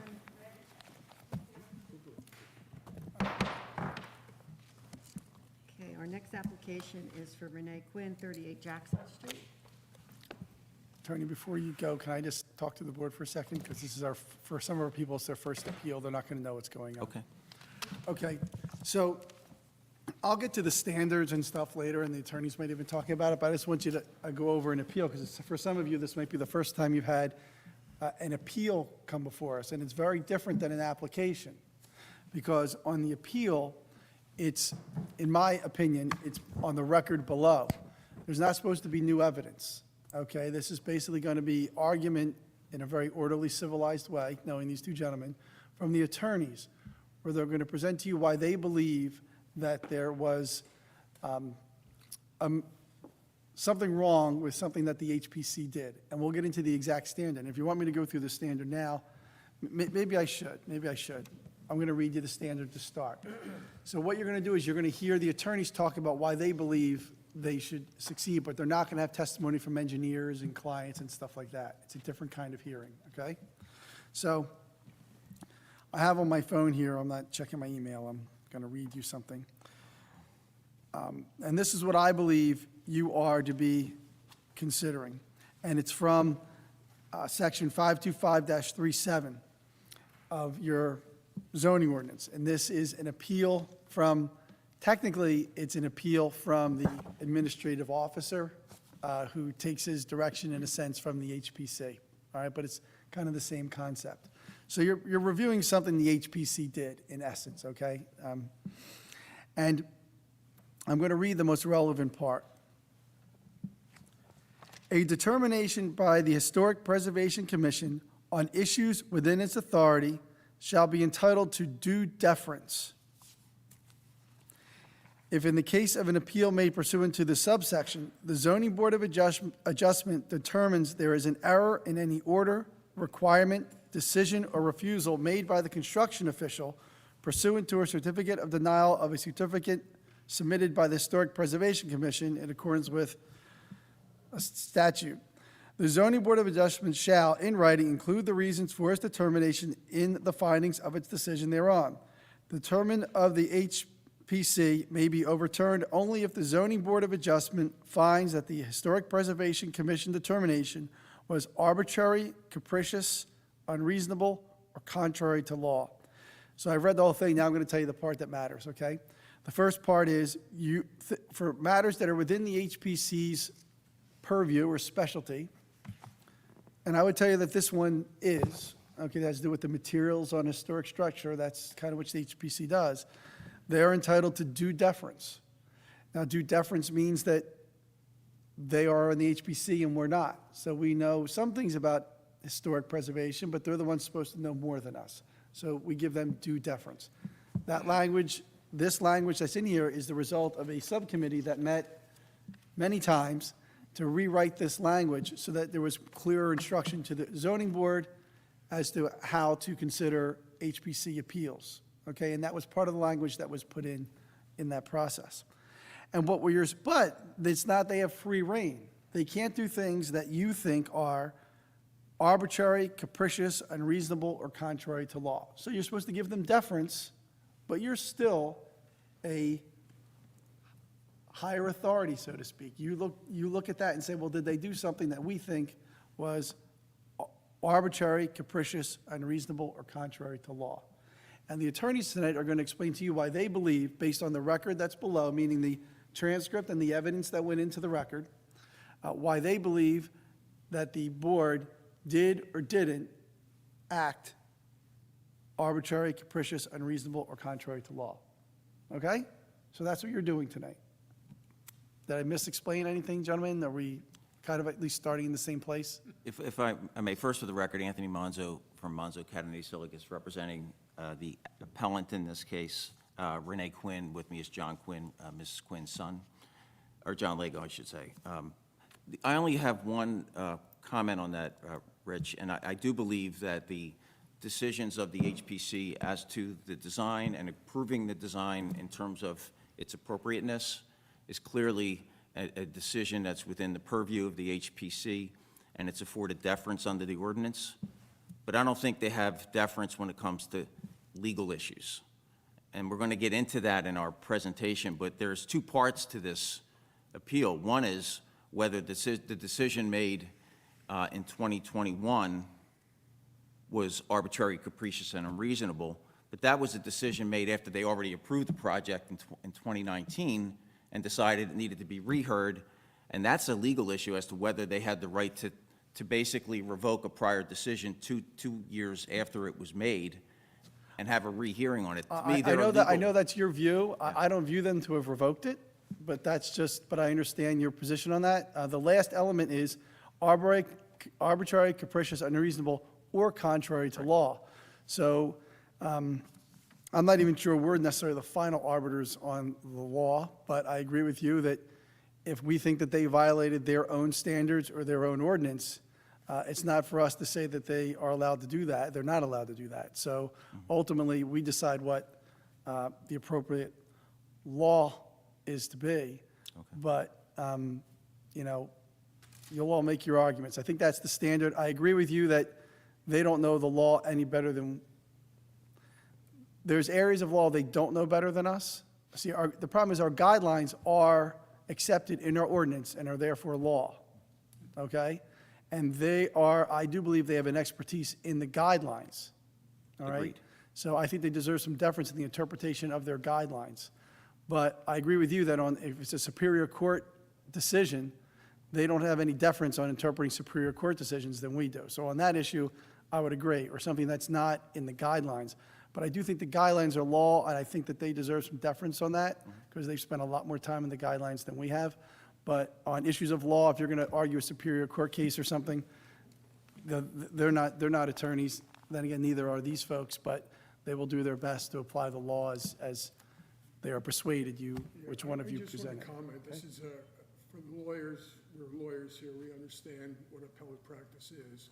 And generally, the appellate court is comprised of lawyers and judges who know the law, okay? Part of what this standard is whether it's contrary to law, which presumes that we know the law. Okay, so I just want to, the other thing is, I'm not sure exactly about procedure. Typically, in appellate practice, your decisions aren't handed down by the bench, okay? It's taken under advisement, it's got together where the judges get together and decide how this appellate body is going to determine the issue. So I'm not sure what we're going to do here. I'm not sure what we're going to do here. Are we going to hand down a decision tonight from here? Or are we going to get together and discuss this as an appellate body? I don't know. Is there any precedent for You that? can't discuss things outside of a meeting. So if you're going to discuss things, you should discuss them here tonight with one another. If you don't feel prepared to make a decision, then you can say, we're not prepared to make a decision, we need more information, or we want to look into the arguments that you made some more in terms of having me. You guys still can't get together and talk about it, but if you say, well, Rich, we want you to research something, you can do all that. I honestly don't think you're going to have to. I think you're going to listen to what happened. There's a story to be told. It's in the transcript. They're going to make their arguments, and you'll decide if you can decide. But all of your discussions about it should be made on the record. Okay? Okay, well, if that's agreed to by everybody, but again, it's easier to make a decision on arbitrary and capricious than it is when the contrary to law, because most of this board does not know what the actual law is. Well, I've read everything, and I Okay. don't think there's, in my personal opinion, I don't think there is a terribly complicated issue of law. Okay. The one side is going to say that there was a resolution and that the HPC can't change that resolution once they pass it. And the HPC is going to say new things came up that we arguably foresaw might come up, and when they came up, we dealt with it. And, you know, I'm not sure that I haven't seen clear authority on that issue, so I don't view this as really a matter of law. I think you're more interpreting what happened, and if the course of events resulted in arbitrary, capricious, or unreasonable treatment of the applicant. And you'll decide that. So there's no lead case on this. It aren't like there's two conflicting appellate division cases on the HPC discovering or learning something during construction and requiring them to come back. I've read everything they've submitted, and that law's not there. There's one case that'll probably be talked about tonight about, fraud or mistake and whether you can bring people back. And, the law on that's pretty easy for me. If the facts aren't what the applicant said they were, or new facts are discovered, I think it's perfectly within the town's purview to say, wait a minute, you told us that the water table was 32 feet, and then the first thing went in and it's 4 feet. How did that happen? And then you deal with that, and they can say, well, that's not the basis for your approval. You need to come back and we need to address the new facts on the ground. And that's not complicated law to me. Now, the applicant says that the HPC knew or should have known, and they can make all their arguments, but I don't view this as a complicated legal thing with conflicting laws in the Superior Court. But we'll hear what they have to say. Mr. Monzo and, Ms. Feinberg are both highly competent attorneys, and if they feel a particular law is controlling, they'll tell you about it, and you can decide if it is or it isn't. I can tell you off the front, I don't think there is a controlling case on this. I've seen their cases, and, Mr. Monzo is a good, honest attorney. He'll tell you there's no clear case on this. There's cases he might think have something to do with it, and he'll tell you about those, but this isn't a legal decision, in my opinion. This is looking at what happened and deciding if you think the board acted arbitrary and capricious and unreasonable, and what you're going to do about it. All right, so let's listen to the attorneys. I've talked enough. They want to make their arguments, and they're entitled to make them without me summarizing them in advance. They're perfectly capable. So, Mr. Monzo, you're the appellant. You go first, unless Madam Chair wants to do something different. I think we let Mr. And Monzo talk. I apologize in advance for being lengthy with this, but I feel I have to get the facts before the board and explain what we believe the mistakes were, and explain the reasons why the first hearing should stand, the decision made, and why the decision of the second hearing really has no bearing on what was already approved. So again, for the record, the applicant is Renee Quinn, who owns 38 Jackson Street. She purchased it in 1998, and at the time she purchased it, it had an asphalt roof. And we learned later that that roof was installed probably sometime in the 1980s, late 1980s. And I want to start with framing the issue, and I think Mr. King agrees. Sometimes when we're in court, sometimes we like to frame the issue so that the board understands what we're asking you to answer. And there are really two issues in this case, but to me, the principal issue is whether there was, and I'm, maybe disagree with Mr. King on this, whether there was any legal basis to require a rehearing in 2021 on a decision that the HPC made 2 years earlier, which allowed an asphalt roof to be replaced with an asphalt roof, merely on the fact that old cedar shakes were uncovered underneath some of the asphalt shingles 2 years later. To me, that's really a legal issue, because it gets into issues like res judicata. Was it a final decision? And at what point is a commission or a board precluded from reopening a case that was decided 2 years later, 3 years later, 4 years later? And at what point can the applicant decide that they can rely on an application that was submitted in good faith, and it's clear, and even Mr. Feinberg in his submission says there was nothing that was misrepresented, there was no mistake made. In fact, the board recognized, or the commission recognized, that there was originally, at some point in time, there was a wood roof. I mean, the house was built in the 1800s. Asphalt roofs didn't exist in the 1800s. I mean, the Historic Preservation Commission, as knowledgeable as it is, knows that. And I think Mr. Cogswell understood that when he started questioning the applicant regarding that. So again, normally in a court of law, we would say we're going to rely on our briefs and on our statement of facts, but I just want to be a little bit more detailed, because this isn't a court of law and we're not before a panel of judges. So I want to give just a little bit more detail. And to go back to... You're going to stay within the record, right? I'm going to stay within the record, yes. You're representing that everything you say is already in the record? Yes. I'm not swearing you in or anything like that? That's correct. Okay.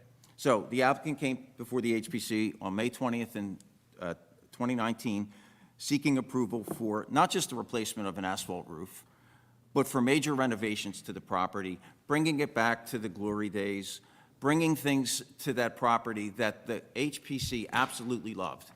And it was a great presentation.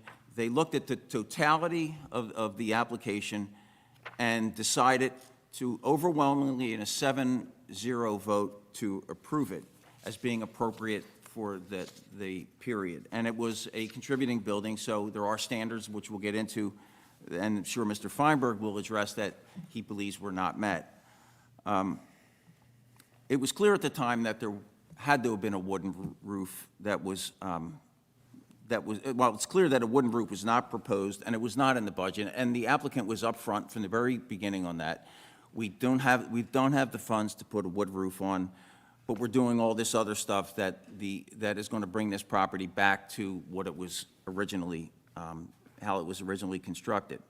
And there were photographs that were submitted at that hearing, and it's in the record, that clearly depicted painted shingles on the roof from the 1930s. And there was some questioning about that, and in fact, the applicant even said, we're going to use asphalt that has these painted, that replicates the painted lines that were in the photos that the board saw, and there was testimony that if you look at it clearly under the magnifying glass, you can see the painted roof shingles. And that's, again, in the record. And at one point in the hearing, and Mr. Cogswell's here, he made a comment that, and this is the only reference in this entire hearing to the possibility that there were cedar shakes underneath the asphalt that was replaced in 1989 or sometime in the 1980s. He said underneath there could very well be cedar shakes. Oh, let's just do this once, Okay. okay? Because you guys are going to read us different parts of this page, and you're going to read one part, you're going to read another part. Can I just read the whole page? Because in your briefs, you quoted the second half, he quotes the first half. Okay. And then when you read the whole thing, it means what it means and it says what it says. So I just want to do it all at once, because you already started in the second paragraph of Cogswell's thing. Mr. Coswell on page 30. Oh, that's okay. Because I was a lot of times back in the 20s and 30s, they put a diamond-shaped shingle that was asbestos, which there is no asbestos left in it now, but yeah. And underneath that could very well be cedar shakes, and if that's the case, you'd go back to the original. Ms. Lorenz. Well, I've been looking all over. I love these diamond-shaped shingles, and I've been looking all over, and there is one company out of Mexico that makes these clay shingles that are diamond, but by the time you have them transported here, Mr. Cogswell, Ms. Lorenz, you could have bought 3 wood roofs. Mr. Cogswell, yeah. Ms. Lorenz, to be honest with you, I don't know that to do all this work, if wood shingles is going to be in our budget, it may be something we need to replace the roof, but maybe that's something we have to talk about for the future. I mean, I can't spend other people's money as much as I would love to. Mr. Cogswell, it's just a thought, and it's probably under the asbestos siding on the house itself. Probably underneath it, you're going to see a lot of nail holes, but that's, if it was put up properly, the underlying siding will be almost as good as the original. I think that in total is the part where it's talked about. Each of you quoted different sections of that, but that's the cedar wood roof shingle conversation. Well, the key language in that is when there was a suggestion about replacing the roof with wood, and the architect replied, it's not my money to spend, it's not in the budget, maybe we'll do it at another time, or something to that effect. He said it's just a thought. So that was the only reference to the fact that there may be cedar shingles or shakes underneath the asphalt roof. Can I ask a question? But no- Is it appropriate to ask a question at this point? We're talking roof, and then you're just talking, you said holes in siding. There's 2 different things going on here, right? Well, I mean, it says what it says. I think, they talk about the roof, and maybe maybe it's asbestos under there as well, and then maybe it's wood, and then he says maybe the same thing exists on the siding, and maybe that's asbestos too, and I think they talk about both. But it's on page 30 of the transcript, and a little bit on 31. And you should all read that carefully, because it's going to be a focus of the attorney's arguments. I read it out loud so that no one could say we didn't cover every word. So I read the whole thing so that, we're not just picking sentences, but you want to read page 30 of the 5/20/19, wait. What does that say? 5/20/19 hearing on 12/21/2021, I don't know what that, I think that's when it was transcribed. I see. So 5/20/19 hearing, page 30. Does everybody have that? All right, so that's going to be a focus of the attorney's presentation, so when he directs you to things, you might want to look at it, but I'm telling you to consider the conversation in a whole ultimately in your decision-making. Okay, sorry, Mr. Monzo, go ahead.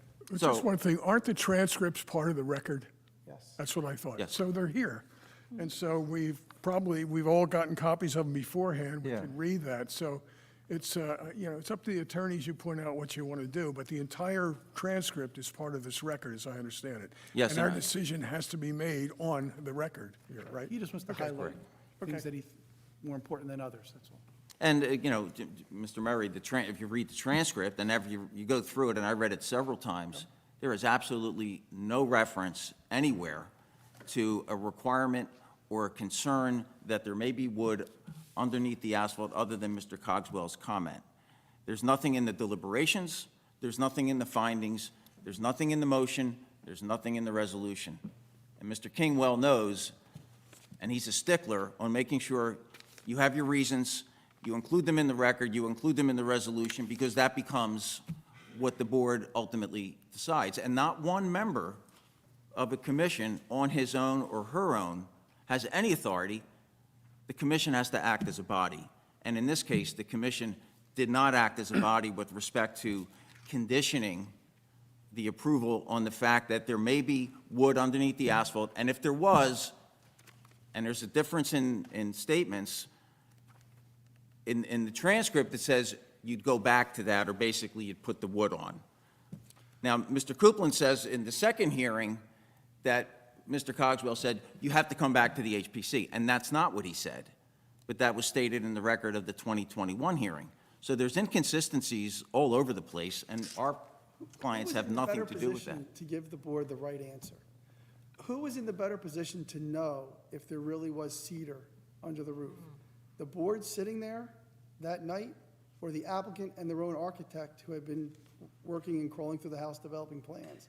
I mean, that's where it kind of, that's, to me, the core questions. Who was in a better position to put the right information, clear information before the board that night? The applicant or the board member?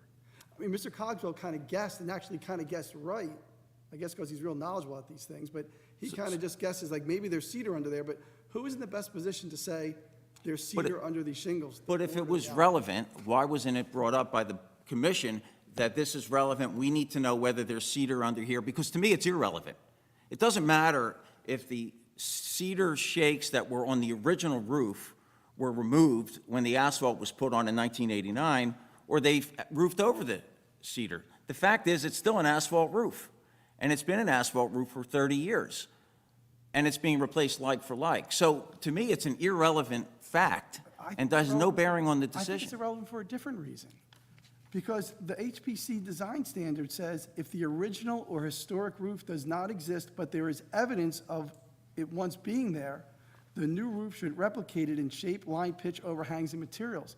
So I'm not even sure, even if they had picked up that that picture showed a old roof and it wasn't there anymore, I think the way this design standard that's cited says, even if they learn that it was once there, and it's been removed, but they learned that it was once there, I think they can require you to put it there. The photo showed that it was there. Where in the record does someone say in the photo that it was a wood, because Mr. Well, Feinberg it was a painted roof. You're not going to paint asphalt. It was a painted roof, and it was built in the 1800s. I guess, And- okay, well, I guess. And Mr. Cogswell knew enough to realize that at some point there was wood on this roof, but it may even be underneath the asphalt. It may never have been taken off. And So that's, and what he said, I thought was, and if it's there, you might need to replace the original. Like, that's what he said. and then he said it's just a thought. Right, but it was only a thought because he wasn't sure it was there. Yeah, well, but it was a thought after he made that comment, So if Mr. and she Lorenz said had it's not in, if the Mr. comment was Lorenz it's had not in the said, budget. I went to the site, I reviewed the site, I reviewed the materials on site, there's cedar under these shingles. If she had testified to that. She didn't know that. But who should know that? They could have made it a condition of their approval. Then they would have known that this is an important issue. Before we go any further, we're going to make sure we don't have cedar under this asphalt, and then we'll proceed. But they approved it knowing that there was a strong possibility that there was cedar under the shingles, and nobody said, before we make a decision, we want to know what the answer is. If it was that relevant to the decision, it was up to the HPC to either condition the approval on it, include it in the deliberations, include it in the findings. It can't be the passing comment of one member of the commission that controls the outcome. That's not the way the law works. That's why it's a legal issue. But whose obligation is it to bring to the board what's actually on site? It's the HPC's obligation to ask whatever questions they believe are relevant to this application. The applicant is not the HPC. If the HPC is not clear on something, they need to ask. They can't just assume, or they can't just base one comment on and make it a condition of approval. But I guess if someone comes in with a site plan, and it depicts the structures on the site, and we approve it as a zoning board, Yeah. and then it turns out that their site plan didn't have all the structures on it, were we supposed to ask them if there were any more structures that aren't on their site plan? Well, that was an incorrect site plan that was submitted by the, And that's what that I'm was a saying. mistake. I That was a understand. mistake by the professional. There was no mistake made here by the I guess, but applicant. who's in the better position to know what's on the property, the board or the applicant? It's up to the board to state if they're concerned about there being wood on, because to me, it's not relevant. But they state it in their guidelines. It says in their guidelines that one of the things they need to know is what the original material. And what does, and it says they should, and if there's evidence that there's wood, they should replace it with similar materials. Right. It doesn't So- say so shall. their guidelines speak for themselves. They're saying we need to know what the original material was. Right. And is the board supposed to figure out what it was, or the applicant supposed to tell them, here's what's in our house? Well, excuse me. You can't testify. Can't testify. You can't testify. You can talk to your attorney. You can speak to your attorney if you want to, but you can't talk. Okay, here's the deal. Excuse me. Purchased the property and we had the home inspection. Asphalt, and that's what we did. Well, the question is, was there a mistake made? That's what I said. There was no mistake made. Even Mr. Feinberg in his brief says there was no mistake made. And the only basis under the law to open something, especially 2 years later, is if there was a mistake made in the application process by the applicant. The applicant was honest and truthful, put all the cards on the table. If it was a concern of the HPC that maybe there was cedar underneath the asphalt, then that question would have been dealt with, and it would have been answered, and the hearing could have been continued so that the applicant could have verified that. So what happens? They approve it unanimously, they compliment the applicant goes out and starts spending all the money that was budgeted for this project, does all the other renovations, and 2 years later starts the roof, and somebody from the HPC says, oh, wait a minute, there's cedar shakes under the asphalt shingles. You got to come back to the HPC. The construction official didn't go out. There's been no stop work order. There's been nothing that prevents them from acting on the first application. The HPC is advisory to the construction official who has not said a thing about this. So you talk from a legal standpoint, who has the authority here? The HPC granted an approval. It was relied on. It was acted on. Money was spent. And 2 years later, an HPC official says, you got to stop this project. Under what authority? Well, it's your position, Mr. Monzo, that if a decision is made upon a specific set of facts, and that at a later point in time, the facts change, it's your decision that you cannot, that first decision is still relevant and important and in place. You cannot change the decision based upon a different set of circumstances. The facts didn't change, though. The facts didn't change. There was always portions of the roof that had cedar shakes, and nothing was, I mean, nobody said that the roof never had cedar shakes.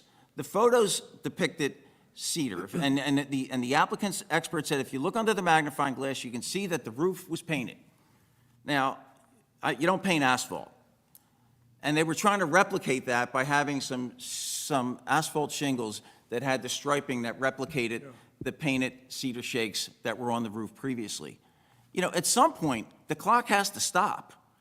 And the HPC can't make a decision, and 2 years later, after the construction is underway, and the applicant has now spent all of its money, actually ordered the shingles are sitting in the driveway, and when they start to do the last part of the project, which is the roof, they come back, no, you got to spend another $50,000.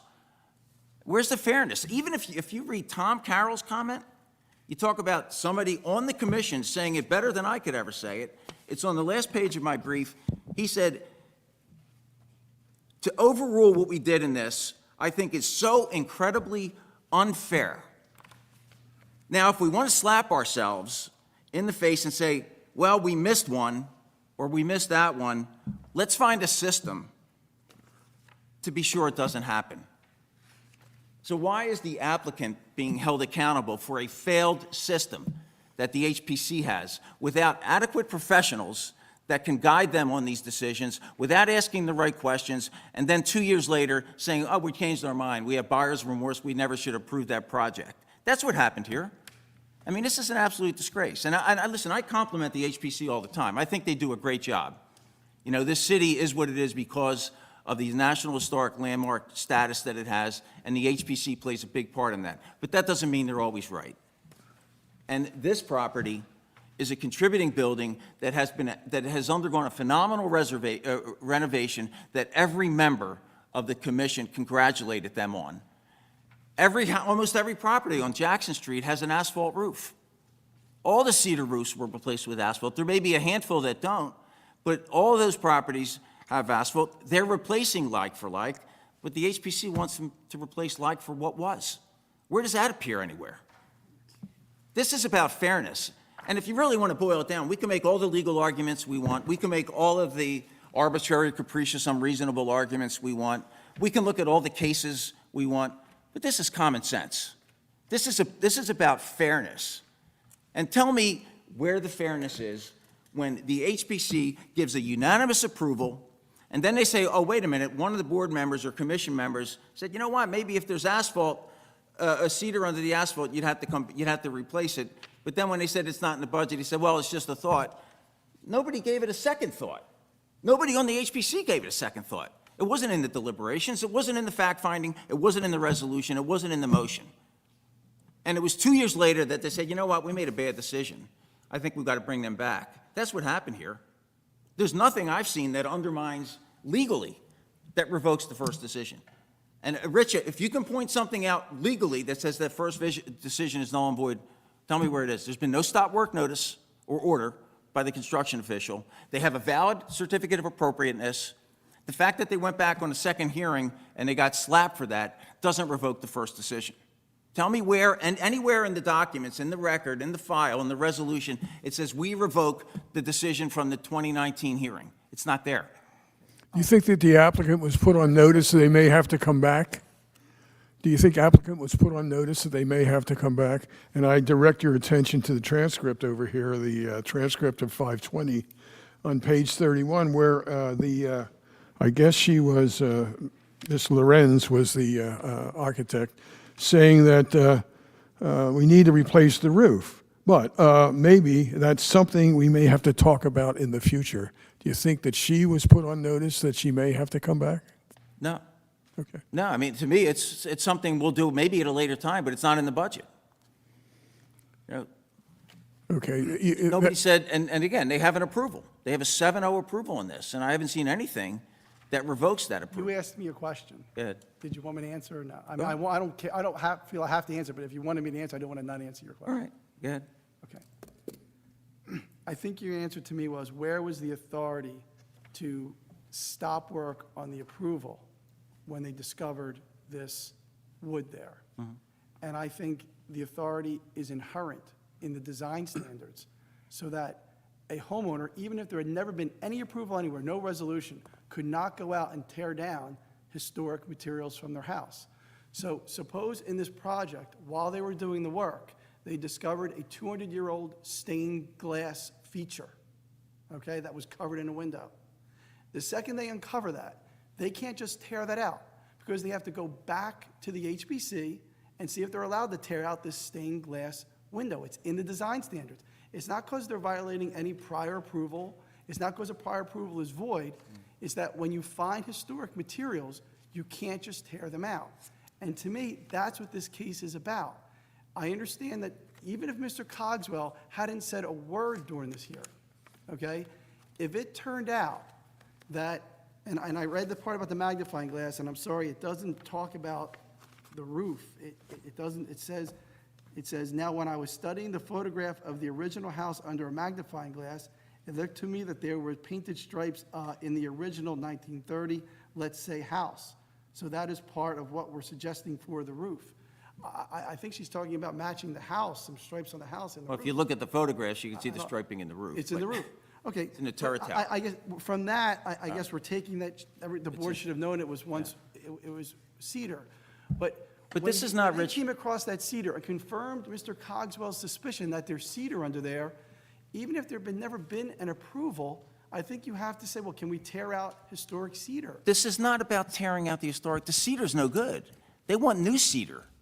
The old cedar is not functional. That comes under number one on that page you read from. This is just evidence.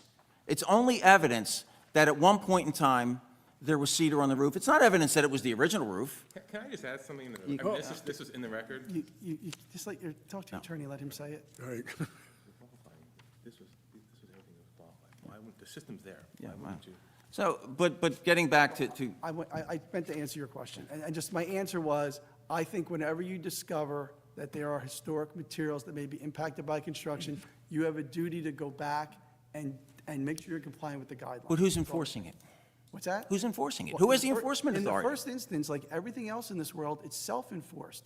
So they could tear down the window, and if we don't know, if it's in the back of the house and we don't notice it, well, they got away with it. But it doesn't mean they didn't have a legal duty to go tell the construction official, I'm tearing out a window, it's 200 years old, is that okay with you? So getting away with it, that's not. Well, they're uncovering, in your example, Rich, you're uncovering something that is still good and functional and usable, and you're not tearing it out and replacing it with something else. But Tony, you know I think the world of you, but that's what Mr. Cogswell foresaw. He says on page 30, he says, because I was, first he says that he talks about there maybe being asbestos under there. And then he says, it could very well be cedar shakes, and if that's the case, you know, you'd go back to the original. So he knows enough about this stuff to say, you know, there might be cedar shakes in there. I mean, maybe he picked up on the photograph. I don't know. We're not at HPC.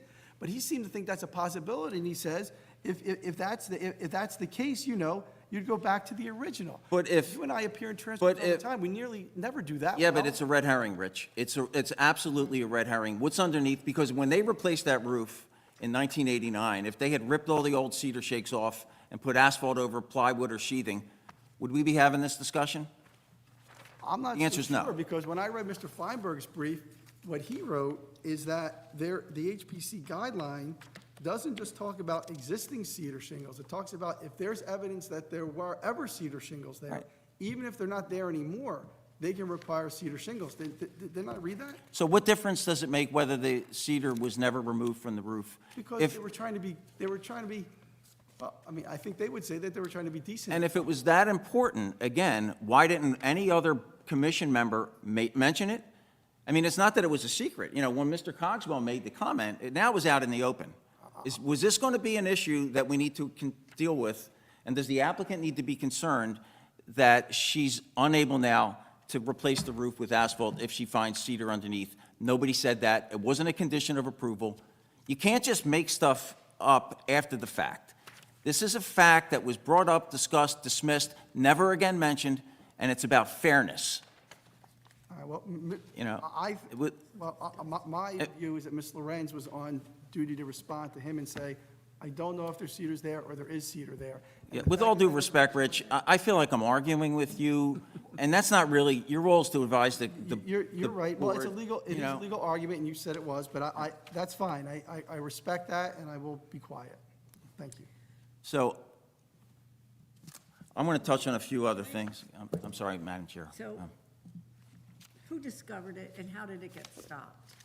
Like, was it the roofers, and they were up there working, and then they went and told HPC? No, I believe the HPC chairman Saw it. was walking by. I don't know if he was walking by because they were doing construction work, or he may have just been passing by, but they were starting the roof, and there's only parts of the roof. I know it's not in the record because it's something that happened after, but it's only small parts of the roof that still have some of the cedar. And sometimes when you're replacing a roof, you don't rip off the old stuff because you add more, you do damage to the subroof, so you just put the asphalt over it. And that happens, all the homes on Jackson Street, if you start ripping off the asphalt, you're probably going to find cedar underneath. I think Mr. Cogswell knew that it's a good chance that the cedar was not removed when the asphalt was put on. And, listen, I know it's not in the record, but the construction file clearly shows when they did it, and that the fact that they replaced the cedar roof with asphalt. And, that there was a permit for that. HPC never even proved that. So there was no secret. And when the applicants bought the property in 1996 or 98, the asphalt was already there. The home inspection reports clearly spell that out, and I think it was sometime in the 80s. This is the third time there's been reference to material outside of the record. What specific? First, now we have a reference to a home inspection. We had a reference to a $50,000 demand by the HPC. It's not in the record. I forget what the third one was, but he keeps drifting outside of the record. Mr. Feinberg, object to what you think is outside the record, and then I'll say if I think it's outside the record. Home inspection report, if it's not in evidence, then you're correct. It's not in the record, so ignore the home inspection report. What was the second thing? Second thing was he threw out a comment that the HPC was requiring a $50,000 expense for a wood roof. That's not in the record whatsoever. There's nothing about cost of a wood roof in the record, other than the comment, it's not in our budget. That's the only reference to. I thought I heard 40,000. I thought I read 40,000 somewhere in there. In the second hearing. So he'll stand corrected to 40,000, but that is in the record, so that's fine. Okay. Anything else? That's fine. Just, I if stand there's something corrected. outside the record, just object, and then I'll deal with it as best I can. Now, if I can just touch on a couple other points, as far as legal arguments, I mentioned res judicata, which is a legal term, but the commission, HPC, zoning board, planning board, it's a quasi-judicial body. You're acting as almost like a court. And once you make a decision, you can't go back and say, you know what, we missed that one. Like Tom Carroll says, you can't go back and say, oh, we missed that one, let's drag the applicants back and do this over again 2 years later. It doesn't work. Even the model rules give you 20 days to have a rehearing when there's a mistake. 20 days. The model zoning board rules, and that's cited in our brief.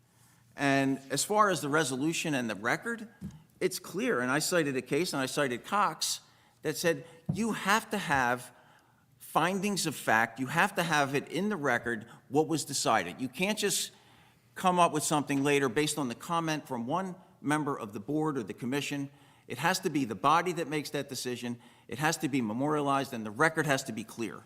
In this case, the record is not clear at all as to this being a requirement, or there's nothing in this record. And you think for yourselves, if you read that statement, would you leave the hearing thinking, I may have to put wood on if I find any hint of wood underneath the asphalt?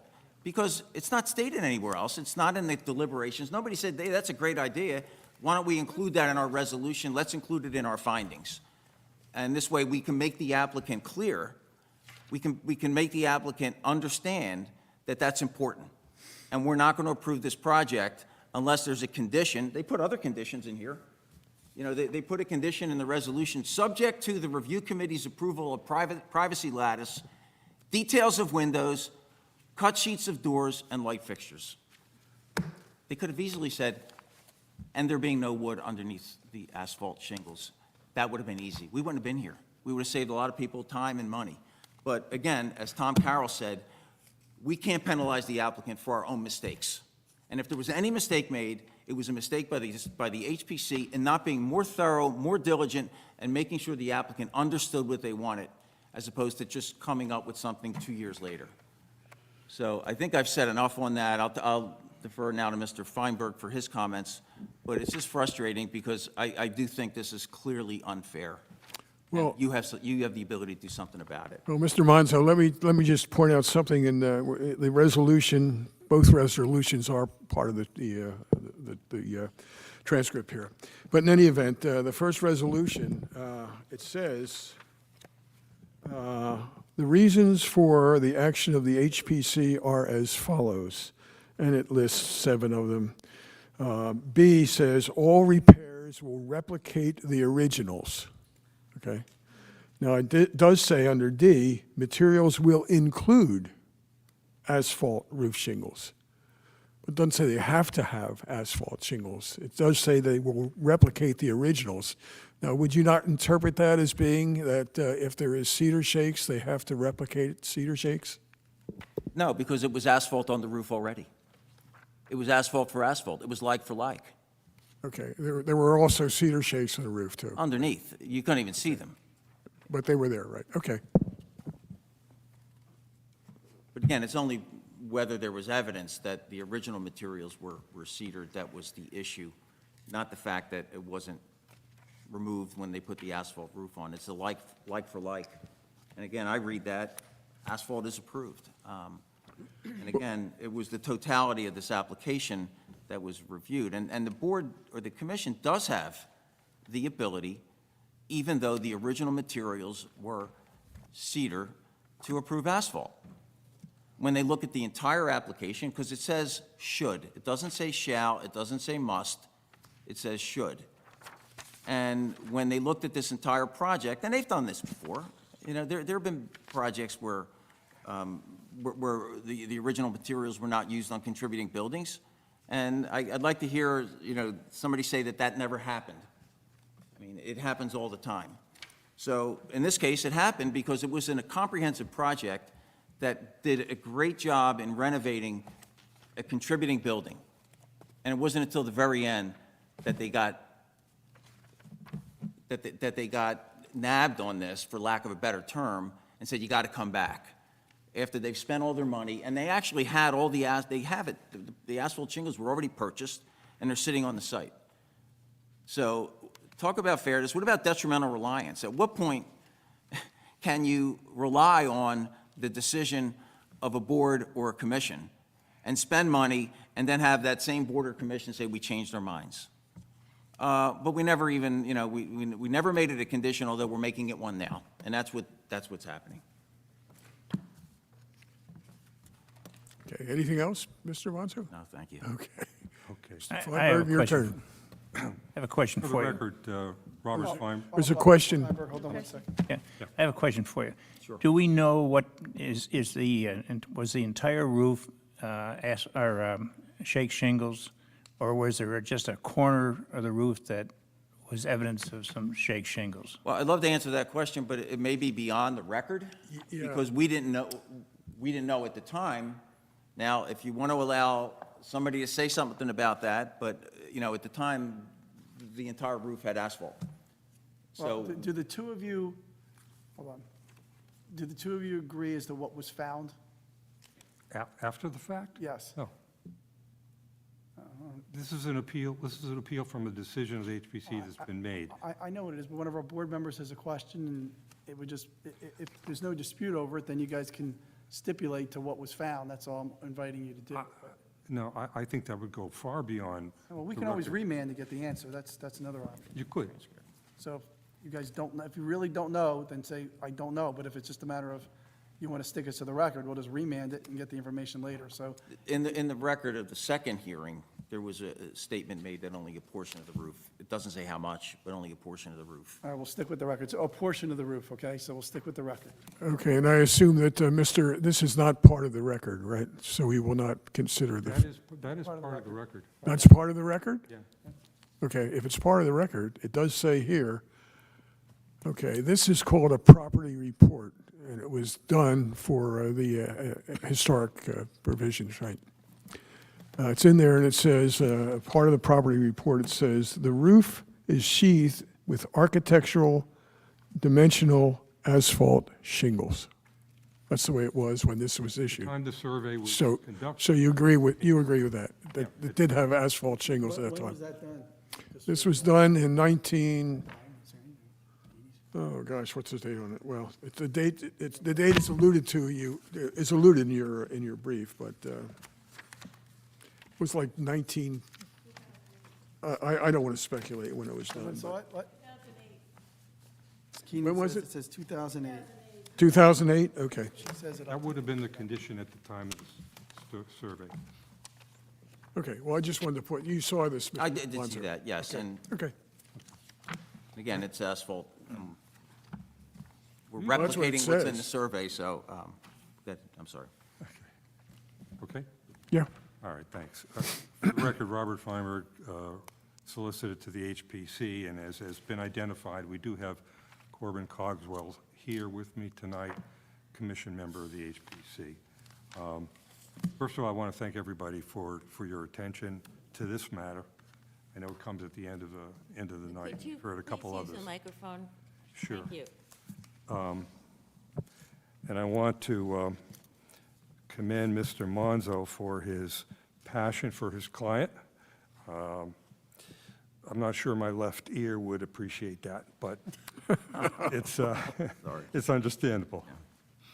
If I can go back to the very beginning, to Mr. King's comments regarding the standard of review, because I think that all of his comments were absolutely correct. No issue with it, but I think that it needs to be given a little more emphasis. He talked about this due deference that's given to the determinations of the HPC and how that came about, the committee that was formed to develop that. The reason why there is due deference given to decisions of the HPC is that the HPC is a unique body. Unlike the other land use boards, your board and planning board, the training that takes place for you to sit as a member occurs after the fact, after you've been seated. There's mandatory training, then there's other training that takes place over the years. HPC is different. The members of the HPC by land use law have to go onto that board already with a certain level of expertise. They have to have knowledge in history, in architecture, in architectural history. They have to demonstrate that, show knowledge and interest in it. That's unlike the other boards. So you're already dealing with a board with a certain level of expertise over the issues which they deal with, which is the exterior appearance and historic integrity of the building. They have training afterward too, but that's how they come into this. In fact, that's so important that the HPC is the only land use board that the law permits there to be members who don't live in town. Did the what? The only board where members don't have to be citizens of Cape May, at least no more than a majority. You can't have a majority that live outside the town. But up to that, which in the case of the HPC could be 3, and we have had members who live out of town, and the reason is to be sure that there is an adequate number of people with that kind of expertise available to sit on the board. And that's why their decisions are given due deference and determination. It's a very important concept. The second part of what Mr. King read. So what are you looking for in their decisions? Their determinations may be overturned only if the zoning board finds that the HPC's determination was arbitrary, capricious, unreasonable, or contrary to law. In other words, there has to be, you have to determine that there was some basis for the HPC to do what they did. It wasn't grabbed out of the air. It wasn't arbitrary. There's something in the record that supports what they did. You may not, if you had been deciding this, you might have decided differently, but that's not what you're deciding here tonight. You're looking at what the HPC did and saying, let's look at that record. Was there enough for them, basis for them to do what they did and not be arbitrary about it? That's very important. There is the secondary phrase, or can't be contrary to law. I will deal with that. It wasn't contrary to law, and I will submit that there is case law that supports a rehearing in this kind of situation. But that's secondary. The primary focus, like all appeals that come, that this board would face if somebody took you to Superior Court, would be, did you act arbitrary, capricious, or unreasonable? And if you did, that could be overturned by the Superior Court. So if there's enough in the record to support what you did, It's the same standard with the HPC. Was there enough in the record basis for them to do what they did? That's the decision to be made. So it's very important to look at what the determinations of the HPC were. They are appealing from actually it was an approval of a certificate of appropriateness at the second hearing. That was resolution 2021-23. I say approval because, as you see, they approved the redoing of that roof in part asphalt and in part wood, cedar shingle. And they said the part you can see from the street is the part we want to be cedar shingle. The rest of it that you can't see from the street can be asphalt. Very much a compromise and in consideration of all the other work that they were doing at the site, at the building, which was good and very much appreciated. But they wanted to be sure that the historic integrity of the building, by virtue of its wood roof, would remain. Bob, that $40,000 number, go ahead. I think that that only bolsters the fact, I mean, given the fact that these people come on, these are extraordinary circumstances for the HPC in terms of the membership, that they should have known, that they sort of overlooked what they shouldn't have overlooked. That in fact, somebody should have said, wait a minute, we need to really investigate this before we make a decision. That's what I think. I think the HBC goofed, frankly. I understand that concern. My reply would be that there is an applicant before the HPC. They're presenting their case. And however they want to present it, they can present it. In this case, there wasn't one word of testimony in that transcript by the applicant or the applicant's architect to say there's wood underneath that asphalt. And they didn't do it because they knew if they'd say that, there's no question they would be required to rebuild with a wood roof. So they didn't say it. This reference to the photograph, the page was read. There's nothing that's said on that page by the architect to say, we're looking at a photograph of a wood roof. She doesn't say that. She says, if you look under a microscope, and she didn't take a microscope, nobody looked under a microscope that night. This is what she testified to. She says, if you look under the microscope, you can see paint stripes, which would replicate what was on the original roof. There's no indication that that isn't paint stripe on asphalt to replicate the original striping. Nobody said there's wood under there. Does this board have an obligation to go out and investigate what the applicant presents to you? Sometimes I know everybody drives by and you look at the building, but you don't turn yourself into investigators. In fact, I would submit that it would be improper if you did. Well, that's my question. Does the board, the HPC, have a duty to investigate? Absolutely not. Okay. And I think it'd be improper for individual members to do that and then come back to the board with what their findings are. That wouldn't be proper. You have to take it as presented to you. And what was presented to them, to this commission originally, was we have an asphalt roof, we want to replace it with an asphalt roof. Not a word about what may be underneath it. Mr. Cogwell warned them. That was a warning.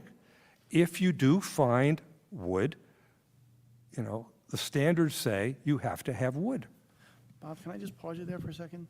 And Sure. in fairness, I argue with Tony more because I like arguing with Tony. I kind of enjoy it. But it also has a purpose because I'm trying to highlight the things that I think the board should be thinking about. And the reason I gave him a hard time about that is because I think it's important. The information that comes out of a board is only as good as the information that comes in. So we kind of rely on the applicant to give us information that'll be useful in the decision and to then be told, well, you should have asked us about this and then you would have known, to me is kind of dangerous when you're a board. It's a little scary, okay? But on the other hand, for you, the thing that concerns me is this.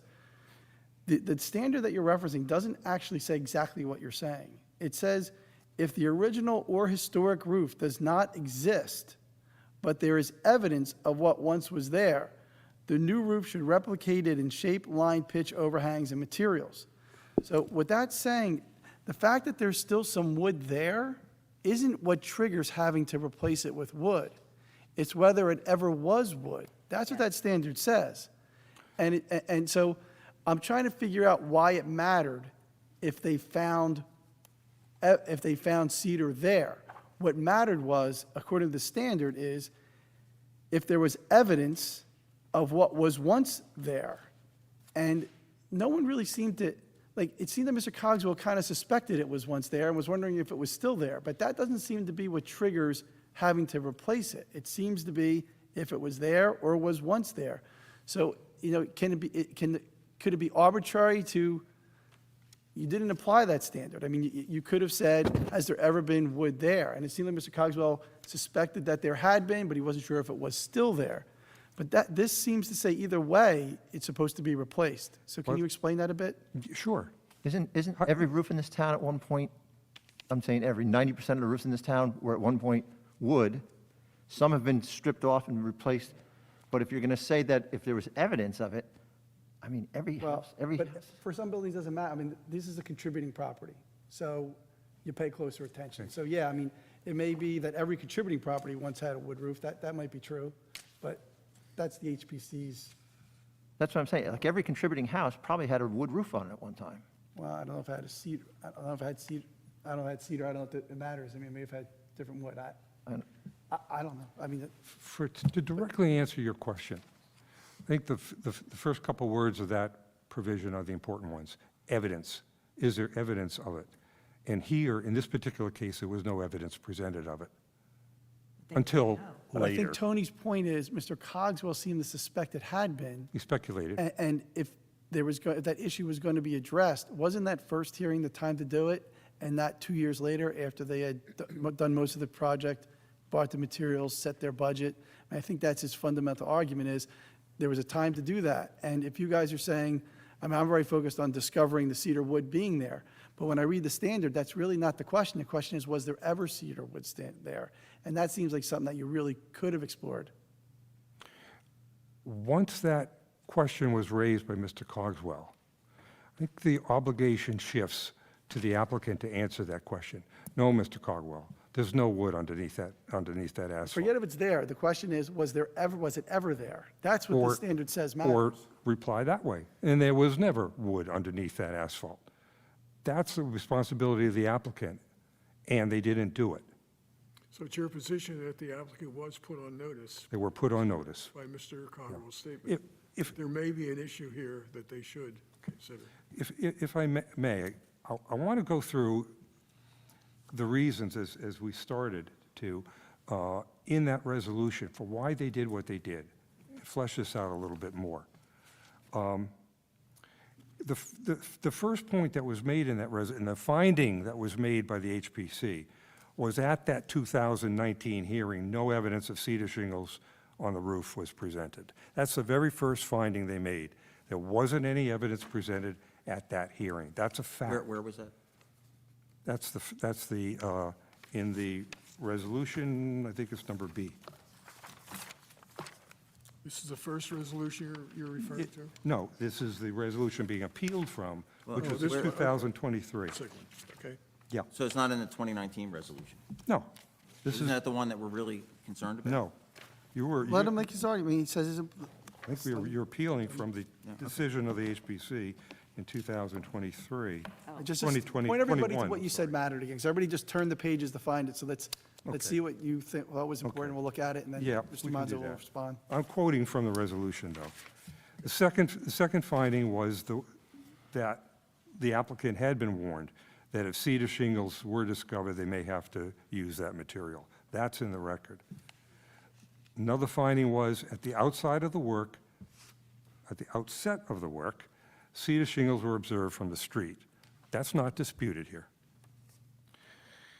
Another finding was that the building is rated a contributing property within the historic district.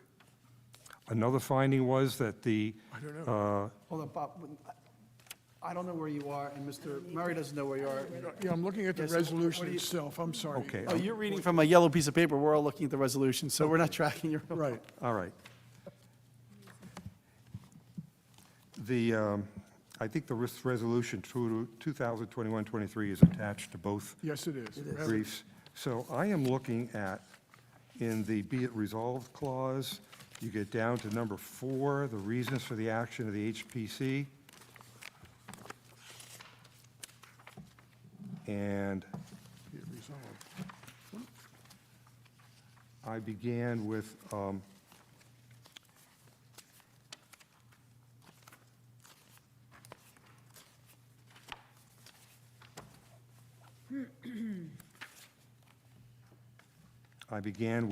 B, and I'm summarizing rather than read the whole thing, but the last sentence is, no evidence was presented as to the existence of underlying cedar shingles. That was a finding. And then C, the reference to one of the commission members saying that should it be discovered that there were cedar shingles, that they may need to use that material. That's a finding of fact, referencing the testimony. D, references that during the course of the renovation work, it was observed the roof had an underlie of cedar shingle, evidenced by visual observations from the street. The applicant agreed to stop the work, did not install asphalt shingles, pending further review of the matter by the HPC. And we did applaud the applicant for voluntarily doing that till this could be further reviewed. E, we describe what the property is. It's a Queen Anne-style home, circa 1896, known as the Prince Edward. It's rated a contributing property, and we attached that property report earlier referenced. F, we attached a pertinent portion of the design standards. This is the entire design standard book. It's found that these standards were adopted and made part of the Cape May zoning code, and Mr. King earlier referenced that fact. G, the definition of a contributing building, this is important here too, was repeated, and that appears at page 7 in the design standards. A building, site, structure, or object that is an integral part of the historic theme in a historic district and enhances the historic district's significance. That's why it's so important to consider contributing properties, key properties, as properties to preserve, because it's so important to the historic fabric of this community. Well, just to interrupt you a second, it seems like C is the most important consideration here. It says C, during the course of the hearing on May 20th, the applicant was placed on notice by one of the commission members that should it be discovered that there were cedar shingles, she may need to use that material. Now, it's based on that, but that could be an erroneous statement, right? It is an erroneous statement. 'Cause Well, no, I'm it's- just saying yeah. it could be, you know, I'm not saying it is or it isn't, but you're saying it was based upon that statement, one of the statements there it was based upon, and that could be erroneous. I don't think there's anything erroneous about it. That's Okay. consistent with the design standards that say that. And Well, I'll get to that in a moment, too. It's got to be consistent with what the transcript of the hearing says on 2019. So during the course of that hearing, okay, it was stated that, okay, so if you go back and look at that hearing, okay, you can point out to us where it actually says that. Yeah, I think that was read to you. I'm sorry, I didn't hear you. I think that was read to you by Mr. King, the portion of that Okay. statement. You're relying on that portion at page Yes. 31 of the transcript? Yes. Page 30 of the transcript, okay. I am. So continuing with the findings, Please use H. the microphone. Yep. Go ahead. Oh, okay. H, the design standards for replacement roofs on contributing buildings. That's page 54, Exhibit C attached. This states, replacement roofs on contributing or key buildings, or in addition to key and contributing buildings, should replicate the original in pitch, design, and materials. If original material is not technically feasible, replacement materials should match the original in composition, size, shape, color, pattern, and texture. Changing the original roof shape, line, pitch, overhang, and materials is not appropriate on key or contributing buildings or on new additions to key or contributing buildings. So you're focusing on the original materials, and you're focusing on whether you are changing those original materials. If you are, wood to asphalt, that's not appropriate on a contributing building. Then I, again referring to page 54 of the design standards. The shape, materials, and details of the roof of a historic building contribute to the historic character and significance of the building. The roof form and the pattern, scale, color, and texture of the roofing materials are some of the most important visual characteristics of historic buildings. You see the roof. You don't see the interior of a building. You see the siding. You don't see the interior. And the HPC deals with the exterior appearances, not with the interior whatsoever, because that's the visual characteristics of the building. J, the standard for roofs for contributing or key buildings is set out again on page 54. And Mr. King read that. I don't think I need to repeat that. But perhaps I should refer to number 2. If the original or historic roof does not exist, but there is evidence, photographs, drawings of what was once there, the new roof should replicate it in shape, line, pitch, overhangs, and materials. We had a photograph, but it wasn't testified or could be seen that this is a photograph of the original roof. It was described as a photograph from 1930, and Mr. Cogswell pointed out, well, in 1930, they were using asphalt. So it would appear that that's a photograph of the building after its roof had been replaced with asphalt. That's all we could glean from that photograph. We couldn't see that that showed wood. And I know Mr. Monzo has stated twice that that's a photograph of wood shingle, but there's nothing in the testimony that says that or can be seen. They found that in K, evidence of the original cedar shingle roof on the house exists and is visible. That's the change. That's what happened between 2019 and 2021. That's the elephant in the room that, frankly, Mr. Monzo doesn't want to deal with. The discovery and the proof and the evidence of the existence of wood on that roof. They didn't dispute that at this second hearing, that was there. And he doesn't dispute that now. He just wants to ignore that very relevant fact. And then we point out that the applicant testified she didn't want to incur the expense of the wood shingle, which would be greater than asphalt shingle roof. However, it's noted that the expense is not a criteria in historic preservation, but only if such expense would be prohibitive by custom making original materials which no longer are available. In this instance, cedar shingles are available and don't need to be custom made. M, during the course of the hearing, the applicant was offered an approval by the commission for the use of asphalt shingles on portions of the roof, which would not be visible from the street, as long as cedar shingles would be used on portions of the roof which are visible from the front street. The applicant didn't accept that proposal. Nevertheless, the commission agreed to grant approval unanimously, subject to the way that the wood and the shingle would be affixed to the roof. Thank you for indulging that.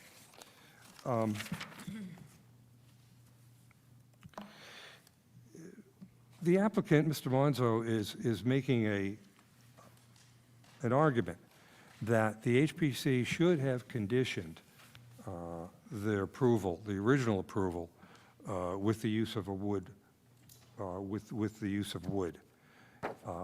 Frankly, I disagree that they should have, and the record indicates they had no need to, because the evidence hadn't been presented that there was wood there at that time. That they be required to condition it with wood. I think, as Mr. King was alluding to earlier, if something is in the law, you don't have a need to condition what you are doing, because the law is the condition itself. Perhaps a simpler... Well, your resolution incorporates all the guidelines in the 5th paragraph. It does. If you're issued a driver's license doesn't say on the back, it may say you need corrective lenses, but it doesn't say on the back of your license, you must stop at red lights, you must keep your speed under the speed limit. It doesn't say those things, because that's the law. It doesn't have to impose those conditions on the permit. This approval doesn't need to condition it either, because it's in the law. It's in our zoning ordinance. These design standards are part of the zoning ordinance and are part of the law. Mr. Monzo suggests that the word should is something that is discretionary. It doesn't have the force of shall, and in fact, it does not have the force of shall. But it's a standard. It's something for the HPC to review and incorporate as a basis for what they do. The design standards say you should do it. Doesn't say you shall do it, but it says you should do it. The HPC incorporates that and says, this is what you're going to do. To meet this design standard, you have to have wood. It's a guideline, it's a standard to the HPC. And the reason, frankly, it doesn't say shall in this instance, why it would say should, is because there could be some situation where you want to make an exception to that. There may be some circumstance, rare, but there might be some circumstance where you wouldn't want to have to mandate it. You don't want to have to do it. Offhand, I can't tell you what that situation may be because it is rare, but you want to leave that option open. And that's why the language says should and not shall in that instance. That doesn't mean that the HPC can't, in its resolution, mandate it based on what the guideline said should be. And if the HPC mandates it, it's mandated. And that's what happened here.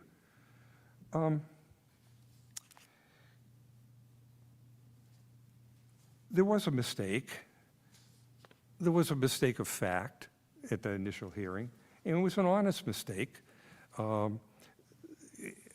If you read the reply brief, I didn't say that there was no mistake. I repeated his heading for that section, which said no mistake, but I didn't say there was no mistake.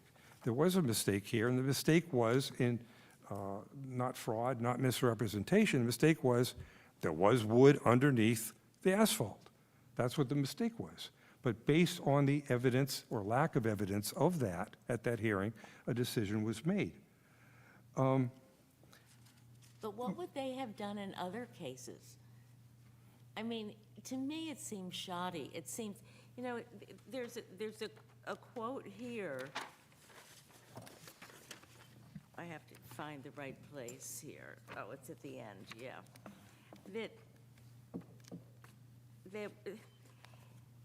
Let me just find, here it is. It says, and I may be wrong, but it says, again, it was Warren Copeland. Again, I don't mean to interrupt, but we only have so many hours in a day from an expense base, that's not the issue. I mean, it just seems that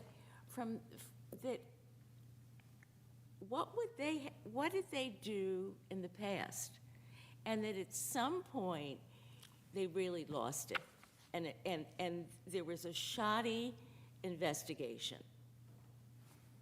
Well, not by the HPC. You explained it beautifully. You know, I understand. And all of this helps. But it seems to me that considering what the HPC is, that somehow they missed the point here. The HPC are not investigators. The HPC, just like you, relies on the application that is presented to you. You don't independently go, or you as a body don't independently go out and verify all the information and the dimensions and so forth that are presented to you. You accept it. You accept it as being truthful, and you should, unless something turns up that would question that. And it's the same role that members of the HPC have. They're not investigators. They don't question all the detail. They don't go out and take measurements. Go back to Richard's original point. You know, in a sense, they should have known better. I mean, you could almost say everybody's entitled to one mistake, but this was a big one. By who? I mean, go back to your point of knowing if you find a piece of stained glass, okay? And shouldn't you know that before you do anything, you should do an investigation to make sure that that's in fact what it was, when it happened, when it was made. I mean, so that you really I'm just have asking, I just want to make full sure, I want knowledge. to understand, what you're- who should have done that investigation in your view? Well, I would say the HBC should have done it. But they have no duty to I do don't have any legal. I'm not sure, I just want to make sure you're clear. That's But that's fine, I'm fine. who would be required to do it? I mean, were they trying to mislead the HPC by Nothing. not saying anything? Yeah. If you have an asphalt roof, and you call a roofer, you don't know what's underneath of it. Right. Can I mean, You could just, have just put more asphalt on top of it. I don't mean to you know, the roof and- interrupt, but this comes right from Mr. Feinberg's brief. It is well agreed that at all times the applicant has been acting in good faith and did not have evidence of the existence of a wood roof at the time of the 2019 application. That's clear. It's an omission by them, and the record is clear on that. If you read the 2021 transcript, you can get that out of that as well. And that's exactly, I thought you had said earlier that there was evidence that there was a wood roof, and it was the photograph that says there was a wood roof. No, Well, there was. of the existence of a wood roof at the time of her application. We're talking, I'm referencing underneath the asphalt. Right. One of the standards we're looking at here is unreasonableness. Was the action of the HPC unreasonable? So let me give you this hypothetical. If somebody hadn't walked by and discovered that roof underneath there, we would not be here, I take it. Is that correct? correct. Okay. So the hypothetical is that what happens is that they didn't do that, okay? Let's say that nobody discovered that and they put the asphalt on top of the cedar shakes. A month from now, somebody goes by and says, wait a minute, there's wood shingles under here. Would you require those asphalt shingles to be ripped up? no, at that point. Okay, not at that point, right? So in other words, that would be unreasonable to ask for them to do that. Sure. Okay, but it's not unreasonable when it's discovered post facto here to require them to go back and turn in their asphalt shingles and say, we have to go a different way because somebody serendipitously, I guess, discovered there was a cedar shingles under there. Is that right? Right. So If someone discovered, I mean, we're using cedar shingles, which are a big deal, but not that big of a deal. But if someone discovered a slate roof under there, that's, a gem of society, and they say, oh, gosh, we better cover this up with asphalt first. And then you found out there was a slate roof. You wouldn't say, wait, you should have told us you found a slate roof? You can only take what is presented to you. No, I'm not, You know- I'm saying, I think what Mr. Murray was asking, and if you discover a historical feature of a house that wasn't known to you previously, and then you cover it with something, whether it's a wall or shingles or whatever, and the HBC finds out about that, wouldn't you say what you need to bring back the historical feature? There's so many You circumstances. you might not, but you would feel that you had the right to do it. I would think so. We have had situations where the Might HPC has approved wood windows, but the applicant puts in, clad windows, not wood windows. We have had situations, not many, a couple I can recall, where they've been forced to take out the improper windows and put in the wood. Because if you know about something, and it can be readily corrected, then you're preserving the building, and that's what the goal is. If I may read something here, and it's pertinent, he quoted a part of my brief. I'm going to quote part of his. He says in his brief, the phrase, this is on page 10 of his brief, "The evidence was already there, and the HPC would have been within its rights to require that the roof be replaced with cedar shingles or shakes." In other words, he's acknowledging that if you had known then that there was cedar shakes on the roof in that 2019 hearing, the HPC would have been within its rights to require that. And that's why we don't have a word in that 2019 hearing that there was wood underneath. Not a word from anybody, because they know what the result would have been. It would have been, well, you're going to put wood back. Just one last point, and then I'll be done. And I, again, appreciate everybody's indulgence. The issue of legality Could the HPC now require a rehearing once we found out that there was evidence? And Mr. Monzo quoted at length in his brief and tonight from the Cox book, which some consider the Bible of land use law in this state. And it's a very good, not infallible, but it's a very good treatise on land use procedures in law.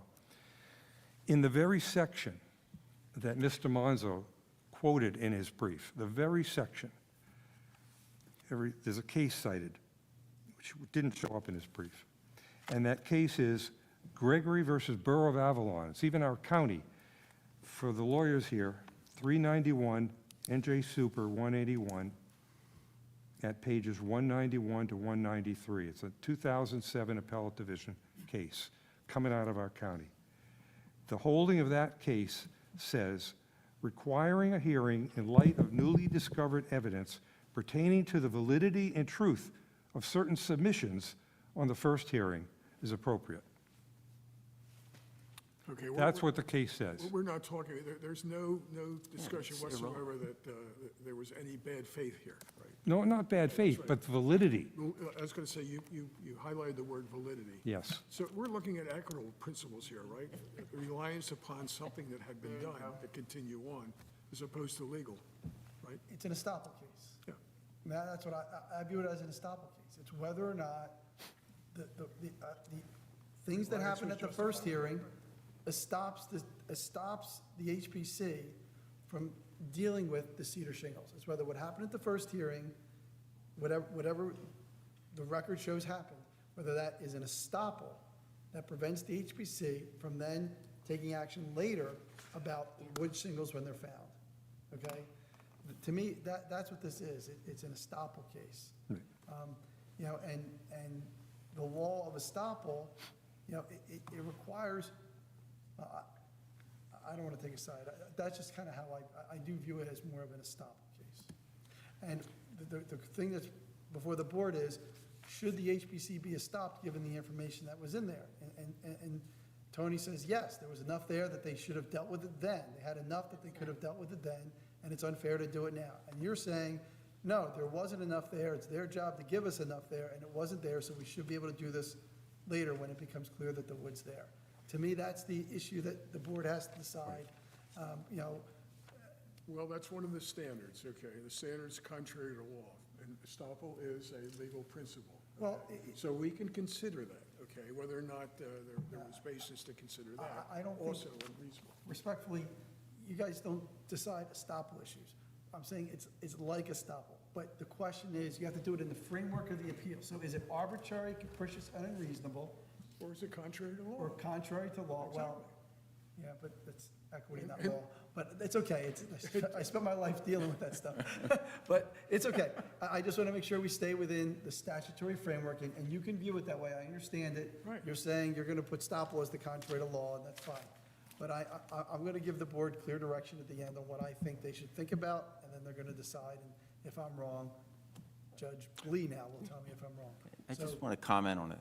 Are you I done? think you're done. You get a short reply. and Just then real, we'll- just to comment I on wasn't- Chris's I wasn't rebuttal. quite done. Oh, I'm sorry. I'll Oh, let- I thought, Since- I thought you were as well, Mr. Feinberg. Go ahead. No, I'm done. It's follow-up to what you just said.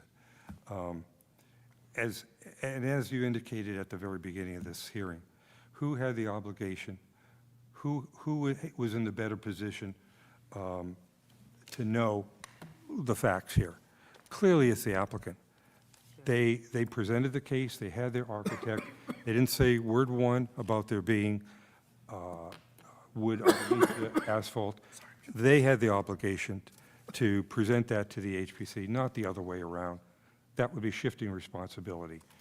They had the burden of proof, as you've often heard, and they didn't meet their obligation to, if knowing that, as he says in his brief, knowing that they would have been automatically rejected and required to put a wood roof on, had there been evidence that there was a wood roof there, it didn't come up.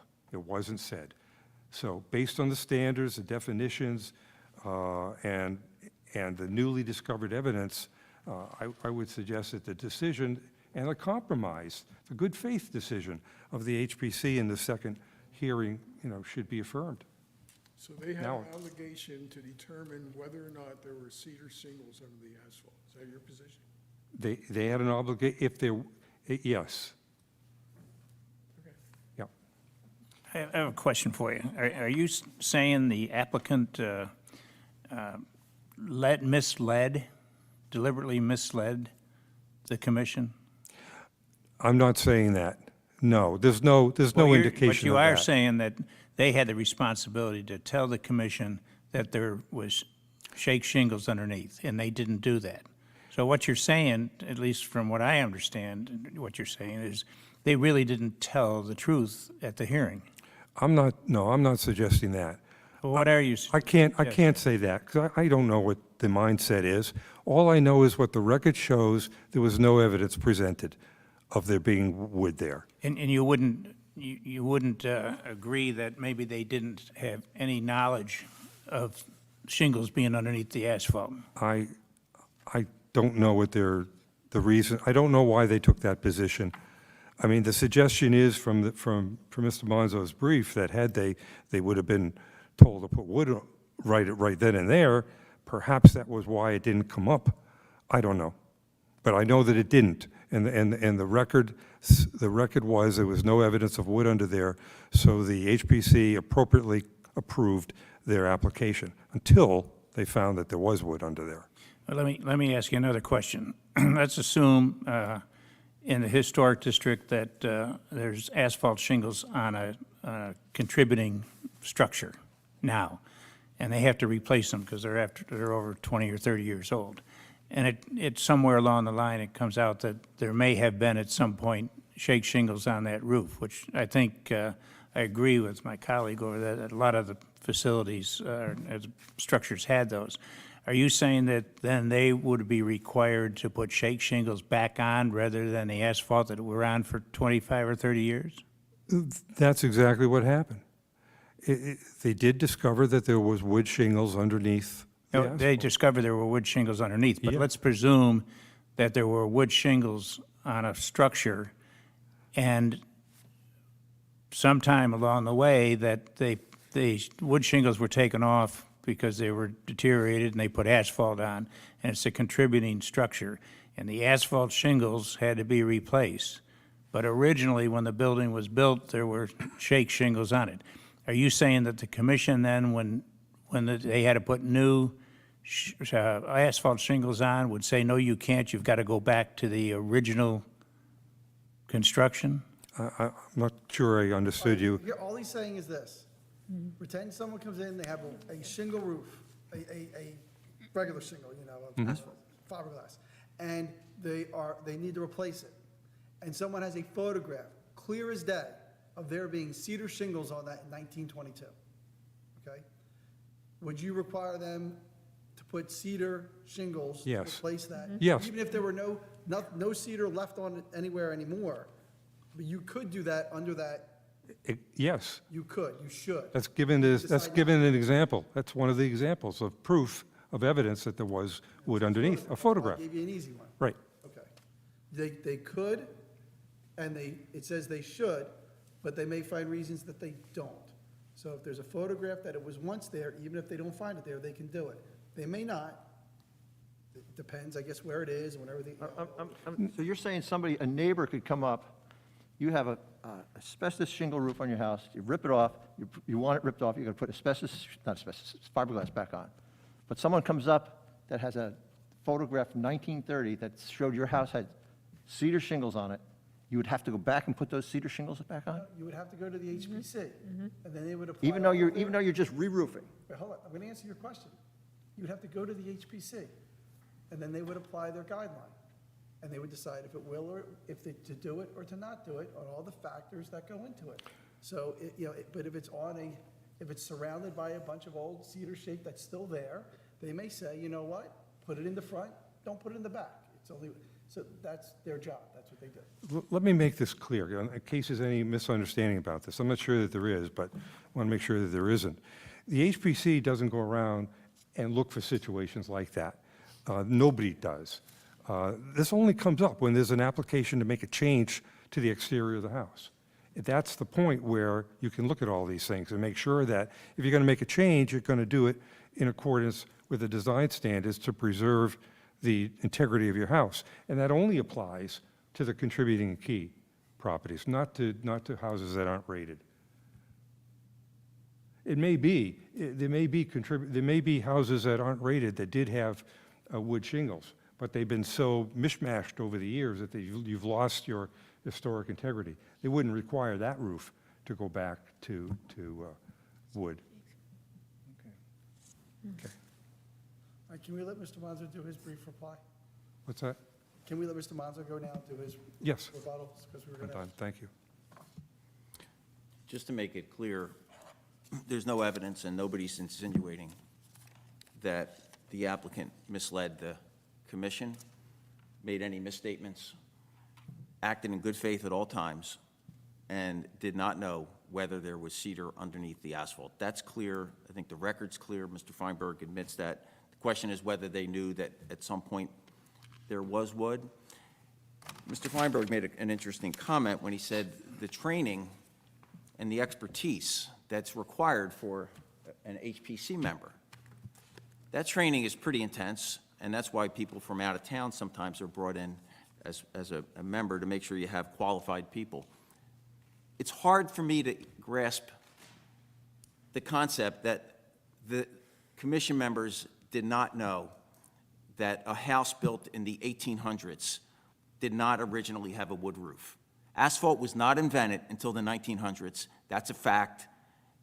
Even though it's not in the record, it's clearly a fact. Everybody knows that. All you gotta do is look it up. And I'm sure the HPC knows that. So they knew it was a wood roof all along, but they never further inquired as to that. And that's why I said the fact that there may have been cedar underneath the asphalt, it's a red herring. It really is not relevant because it's only an indication of what they already knew and what Mr. Cogswell suspected when he asked that question. And, I compared the 2019 resolution to the 2020 resolution, and you have 2 full pages of findings here in 2021 that really should have been in the 2019 resolution, especially in the letter C that says, during the course of the hearing on May 2019, the applicant was placed on notice by the commission members that should it be discovered that there were cedar shingles, she may need to use the same material. If that was in the resolution in 2019, we wouldn't be here. It would have been dealt with then. So what they're doing in 2021 is covering their tracks for all the mistakes they made in 2019. And all I have to do is read a couple comments from Mr. Carroll. I read one. He says on page 16 of the 2020 hearing, "This is not your fault," meaning the applicant's fault. He says on page 17, I feel I'm willing to say, until we find a way to perfect full knowledge before we give an approval, I would not want to hold this couple responsible for a failure in a system that is certainly, probably, as much our blame as anybody's. This is an admission by someone, and I have a great amount of respect for Mr. Cogswell, but Mr. Carroll, for him to make a comment like this, to me, tells a lot. To me, when I think of the HPC, I think of Tom Carroll more than anybody else. And he made that comment 2 or 3 times, did not want to hold the applicants responsible for their misgivings. And it's not their fault either. Maybe they don't have the resources, they don't have the professionals that they can rely on, they don't do the investigations, but they should ask questions. If there's something that is clear based on their expertise and knowledge, and if wood roofs are that important to maintain, they had every obligation to further ask questions and to make that part of their findings and to put the applicant on clear notice like they did in 2021, that if wood was found, you'd have to replace it with wood. So that's pretty much my conclusion on that. I'll let Mr. Feinberg respond to that if the board feels appropriate. I also thank all of you for your time. I know it's late. I know we've been long-winded, but I do appreciate all the attention. There's a lot of material as well. So I want to thank you. One sentence in, just one sentence, and yet it was Mr. Carroll that made the motion, which required wood and asphalt on that roof. That's my sentence. And I also want to thank everybody. Okay, thank you, counsel. Good job, guys. Does anybody have any questions, comments? Do you want to discuss it? Do you want me to frame the issue? It's up to you. It's your board. Let me bring something up. I think that the deliberative process has to be in secret. It is an exception to the Oprah law that any deliberative, anybody, any governmental body having deliberations, they do that in secret. It's not open to the public. And you can check the law. I mean, So I checked it. And I just, But I'm saying that we do this amongst ourselves. We don't do it with council here. no, I can't agree with that. I think that. Well, then I will put my objection on. Can I just say what I, can I say? Yeah, good, Okay. good. If we were trying to decide if we wanted to file an appeal Yes, of let's say the Superior Court overruled us on something, and we were deciding whether we were going to go to the appellate division, we would meet privately and discuss that legal matter, okay? Because it's a legal matter that has to do with the board's legal decision about what to do in terms of filing an appeal, or that kind of thing. Or if there was a question about a attorney-client privilege and someone had a question for me, I could pull that aside and do it privately. I don't think in making a decision on a matter before the board that we can go meet privately, because the concern of the Open Public Meetings Act is that deliberations and decisions about matters that are public, like this is, should be done in the open, so that we don't go back and say, oh geez, do you believe Monzo? I mean, his kid hit my car the other day and he can't possibly win. So they have to hear the reasons why we do it. So if we go meet in private, I think it defeats the purpose of the Open Public Meetings Act. If I said Rutgers, I meant Meetings Act. This is So- not a hearing, okay? This is not a hearing. All right, well, I'll think about it. This some is an appellate proceeding here, okay? Hearing, we have to be open to the public. Everybody's there. You have a right to come and voice your opinion. This is not a hearing. This is an appeal. And on appeal, we have certain considerations that we have to make, okay? And it should be done like any appeal, like any, you're a lawyer? I mean, you've been before appellate, the Third Circuit, whatever. I appreciate It's the always argument. done that way. I appreciate that, but they don't operate in the world of the Open Public Meetings Act. Well, And we this do, is so an let exception. me hear counsel on that, because, I mean, to be honest, as much as we care about a decision, it doesn't affect us nearly as much as it does them. And if we do it wrong, they're the ones that have to pay for the appeal. Do you guys have a position on that? Do you think we can meet in private and discuss your case? I understand Mr. Murray's comments, and they carry a lot of weight. I haven't researched it. This is not a land use application, obviously. Right. And it's clear under the municipal land use law that all deliberations for land use applications have to take place in an open public meeting. To be honest with you, I have not researched whether deliberations on an appeal to the zoning board can take place in a private session. Well, I want to give him, because I respect Mr. Murray, I want to take 5 minutes and I want to research it myself. Okay, but look, So one let me other thing, look at it. look at it this way, okay? Maybe it can. If one of the parties is unhappy with our decision, our appellate decision, you take it to Superior Court, okay? On the record, okay? Not on our deliberations, not because somebody said, well, I know Tony, and whatever happens here. It's on the record. And the record will be our opinion resulting from our deliberations, not our deliberations, the opinion itself, okay? That's what you'll take the appeal on. That's why I say I don't think that the deliberations, and I'm almost positive, I can't recite you chapter and verse, that deliberative functions of any governmental body are an exception to Oprah.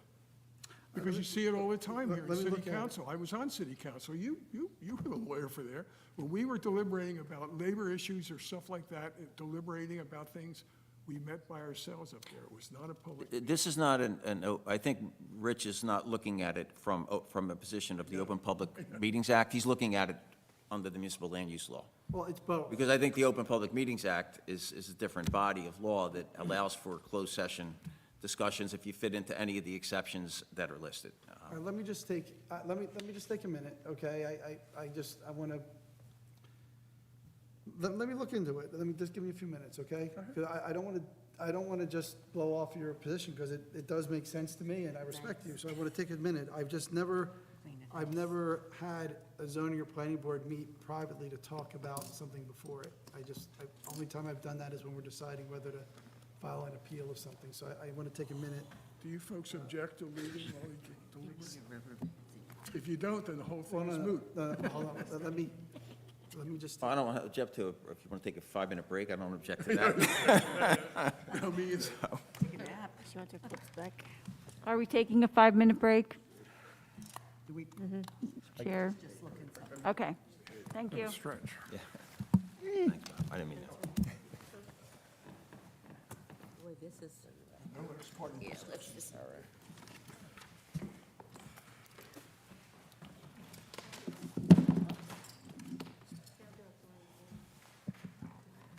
Here you go.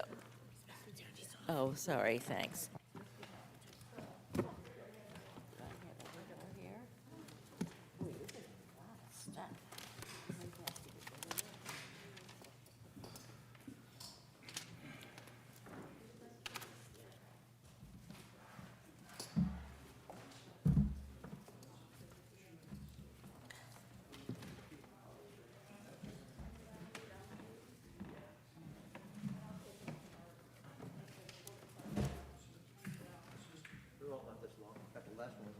Oh, man.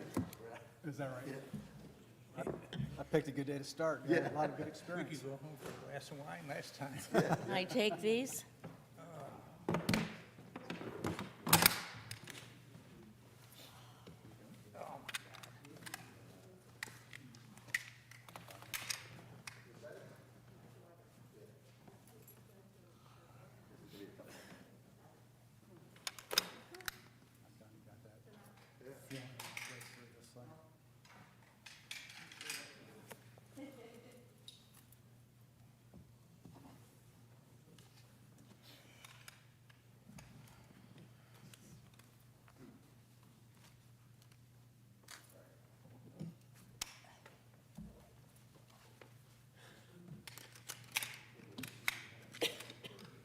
Some snow this year, huh? I weren't expecting that. I'll tell you what.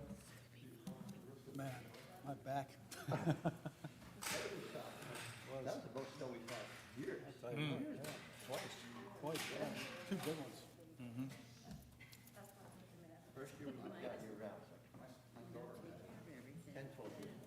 We got plowed in. I couldn't get the car. Our neighbor had this snowplow.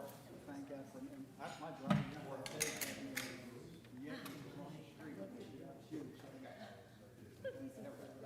it was tough shoveling. It was wet, it was heavy. It used to be easier. It used to be lighter. I never get these stuff in.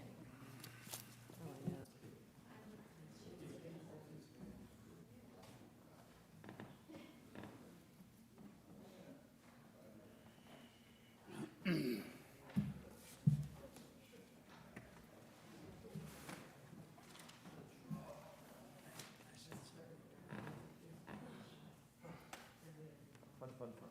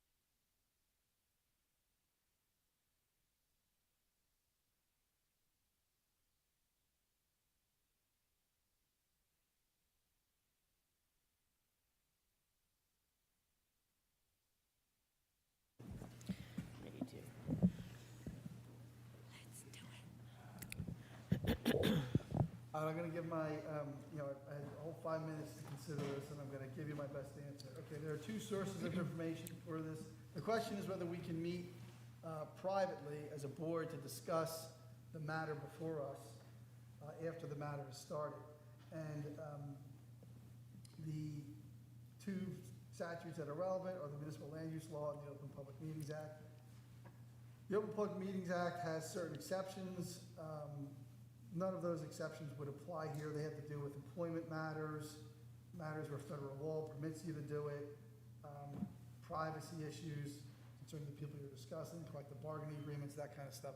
None of the exceptions to the Open Public Meetings Act apply. So now our question is, well, what about the MLUL? The MLUL was considered, 40:55D-9B was considered in a case called Accardi versus Mayor of North Wildwood, again, out of our county. We're very excited here. And it says, in that case, the court held that the Sunshine Law will prohibit an executive session for the purpose of discussion and deliberation as to a decision which a Board of Adjustment or Planning Board is to make on a matter before it. Cox says that it is important to note that under this decision, the only time that a Planning Board or Zoning Board of Adjustment may hold an executive session, which is a session outside the view of the public, other than as specifically permitted by the Open Public Meetings Act, which I've already negated, it is in advance of the commencement of a hearing on a matter, and then only to determine the procedural questions of the type referred to by the court in its decision, meaning the Accardi decision. And those are procedural preliminaries which the Land Use Agency considers. So this isn't that. I think that, it's a legitimate question, and we're used to the appellate world where judges kind of meet and talk to each other privately. But here, the concern is that they don't trust us as much as they trust judges. And they have to know the reasons why we do the things we do. It has to be done in public. So you're free to disagree with one another here, offer opinions, contradict one another. You can have those discussions in public, but the courts need to see your deliberative process. They need to know that you didn't go beyond the evidence, so that if you go in executive session and someone says, I went by that building and I saw wood shingles 3 years ago. So they have to know that that stuff doesn't occur. So that's why it's required to be done in public. And I think that the research I just did supports that. I admit it could be imperfect. I had 5 minutes, but I did the best I could, and I read the two things that seemed to matter. So unless someone has contrary evidence, I'm going to go with. Well, you'll find it later, and you'll tell me who's thinking. I don't think we ought to argue it anymore. I agree.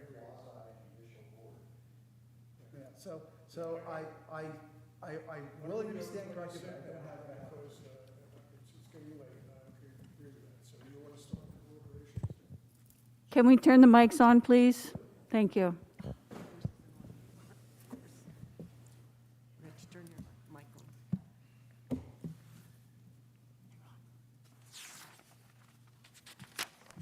Oh, what are you looking at me? You wanted to start the deliberations. So Oh, I said, do you want to start? Yeah, okay. So Well, here's what we have to consider, okay? We have to consider, we have standards of review, okay, which are in accordance with our own statute here in the city, okay? And as soon as I can find them, okay, and they're very clear, was a decision of the HPC arbitrary, capricious, unreasonable, or contrary to law, okay?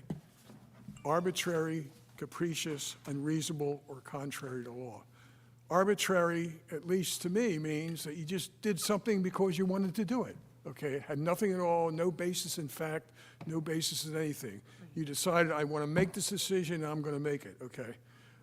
I personally, okay, and if we want to start this discussion, I personally don't see that here at all. Okay, I think everybody, in accordance with what the appellate briefs, said, everybody acted in good faith, okay? So it wasn't arbitrary. And I don't think it was capricious either, because that is like, capricious means that, okay, I'm going to do this, or I'm going to do this to spite somebody. I'm just going to make this decision off the top of my head, okay? I don't think it was that either, okay? I think so far, they've acted according to the way that they thought they should be acting in good faith, okay? Was it unreasonable? Now, that's where it starts to get trickier, okay? Is it unreasonable, okay, to have somebody, and here's where we get into something that we in the law call equity, okay, or estoppel. Is it unreasonable, okay, to have somebody rely upon your decision and then you make another decision later on, okay, which adversely affects the person who is involved in the decision. Was that unreasonable to do that, okay? Was there an unreasonable means that there was no basis, no reasoning basis to make that decision, okay? They did it, it was almost like being arbitrary or capricious, okay? They just did it because they thought that this is a good thing to do, we can do this, okay? Was that unreasonable? And the last is it contrary to law. And again, equity is a matter of law, okay? Equitable estoppel. Can you make a decision, okay, and then have somebody in good faith rely upon that decision, and then all of a sudden, you change your mind, okay, and that adversely affects them, either monetarily or their position or anything like that. Was it contrary to law? Did it really unreasonably affect the person or the people who made that application, okay? My opinion is, yeah, okay? My opinion is that when they made this decision up here, okay, when the first decision came out, okay, they didn't say anything about this, okay? Whether or not they knew about it or not, they didn't say anything. The words were, these people relied upon what was in that first opinion from the HPC. They relied on that. So to use asphalt shingles. So they did. They went out and they started to order asphalt shingles, and they started to do this. Somebody discovered that under the asphalt shingles were cedar shingles, okay? Had they not discovered that, we wouldn't be here, okay? We wouldn't be here now. Somebody did that. Okay, is it reasonable then, or is it arbitrary for them to go, for the HPC to go back and say, on their own, to say, wait a minute, we made a mistake, okay? We're going to go back and we're going to have the people comply with this new one. We're going to make them, okay, we're going to make them take all these asphalt shingles and do whatever they can with them, okay? We're going to make them put cedar shingles on there because we just discovered the fact there were cedar shingles under there, okay? To me, that is contrary to law, the law of estoppel. I think the people had reason to rely upon their first decision to follow the course of action that they did. And for them to change in midstream and have that adversely affect them monetarily, big money in this case, I guess, okay, I think that is contrary to our law of estoppel. And I think it's unreasonable for them to expect that these applicants would go back now, and they'd have to go back, and they'd have to change all of this stuff that all the equipment they ordered, all the shingles they ordered, they have to go back just because there was a later discovery by somebody, and it was fortuitous. Okay, they don't have the duty to inspect. They didn't inspect it. Somebody walked by and said, oh my gosh, there's cedar shingles there. Let's go back and have another hearing on this again. So I think it was. So that's at least my opinion anyway. And I am done. Everybody has the right to say what they want to say now. That's the way this deliberation is done. Madam Chair, you can start calling on people, whatever. Rich, I think a couple of things. One is I haven't heard any evidence that the owner was fraudulent or deceived the commission. I think they probably did not know, like most people. The second point that I would make is I think the commission needs to probably change some of their approach on how they look at projects. If there's any contributing facility in this community, they're going to have to do more research on the particular facility and not, I disagree, that not rely on the applicant's statements. You're right, Norm. As he pointed out, presently they do not have a duty to inspect, okay? He's right. Well, maybe they don't have a duty to inspect, but I think they do have a duty to look at structures that are contributing structures in this community and say that's why I asked the question. If there's a structure that was built in 1840 and had shake shingle roofs, and now there's an asphalt roof on that facility, do they then require that owner to go back to the shake shingles? And the interesting thing, Norm, is if they did inspect and they went back and looked at that report that was issued in 2008, whatever it was, it said they had asphalt shingles. That's what they had. So if they had the duty to inspect and they inspected that and that's what they saw, we wouldn't be here now either. Because I think there's, the issue that I see is that there's so many contributing structures in this town that you could, in anything that was built prior to 1900, and they have asphalt shingles, as an example, on their roofs, and they have to replace it, they're going to have to replace them with shake shingles. That's what I think I've heard from the commission tonight. There'll be no discussion about, well, there's been shake shingles, or there's been asphalt shingles on that facility for 30, 40, 50 years. That doesn't make any difference anymore. Well, you're right, and they could make that part of their procedure, I guess. If we get one of these in the future that has asphalt shingles, we can ask specifically whether or not underneath there are cedar shakes, okay? That's something they could probably do. Well, They but- didn't do it. Yeah, but the question in my mind is, even they could ask it, and maybe the applicant doesn't know it, but they know that the structure built prior to 1900 always had wood shingles on their roof. So the way I'm interpreting what they've said is that any facility now, or any structure that's a contributing structure in this town that has asphalt shingles on it and was built prior to a date, they can never replace those with asphalt shingles. That's not what he said. Well, that's the way I That's the way I interpret it. That's the way I interpret No, it. it says, It's my house. it says should, so that they don't have to. They can consider all different factors as to whether it should. Even on this one, they didn't require them all to be cedar shakes. They required some of the roof to be cedar shake and some of it to be asphalt. Well, that was the compromise, Rich. I understand, but that's part of what they, part of what they do. So you may have a roof that only has a fifth of its square footage facing the street. And yeah, they might say, you should make that cedar shake. It once was, and it's historic landscape, streetscape, and when you do that, don't do the rest. So it says should, so they can exercise their discretion. That's what I understood. I'm not contradicting anything else you said. I just want to make sure Right. that that's what I think their testimony was, so to speak. Anything else? All right. Go ahead, sir.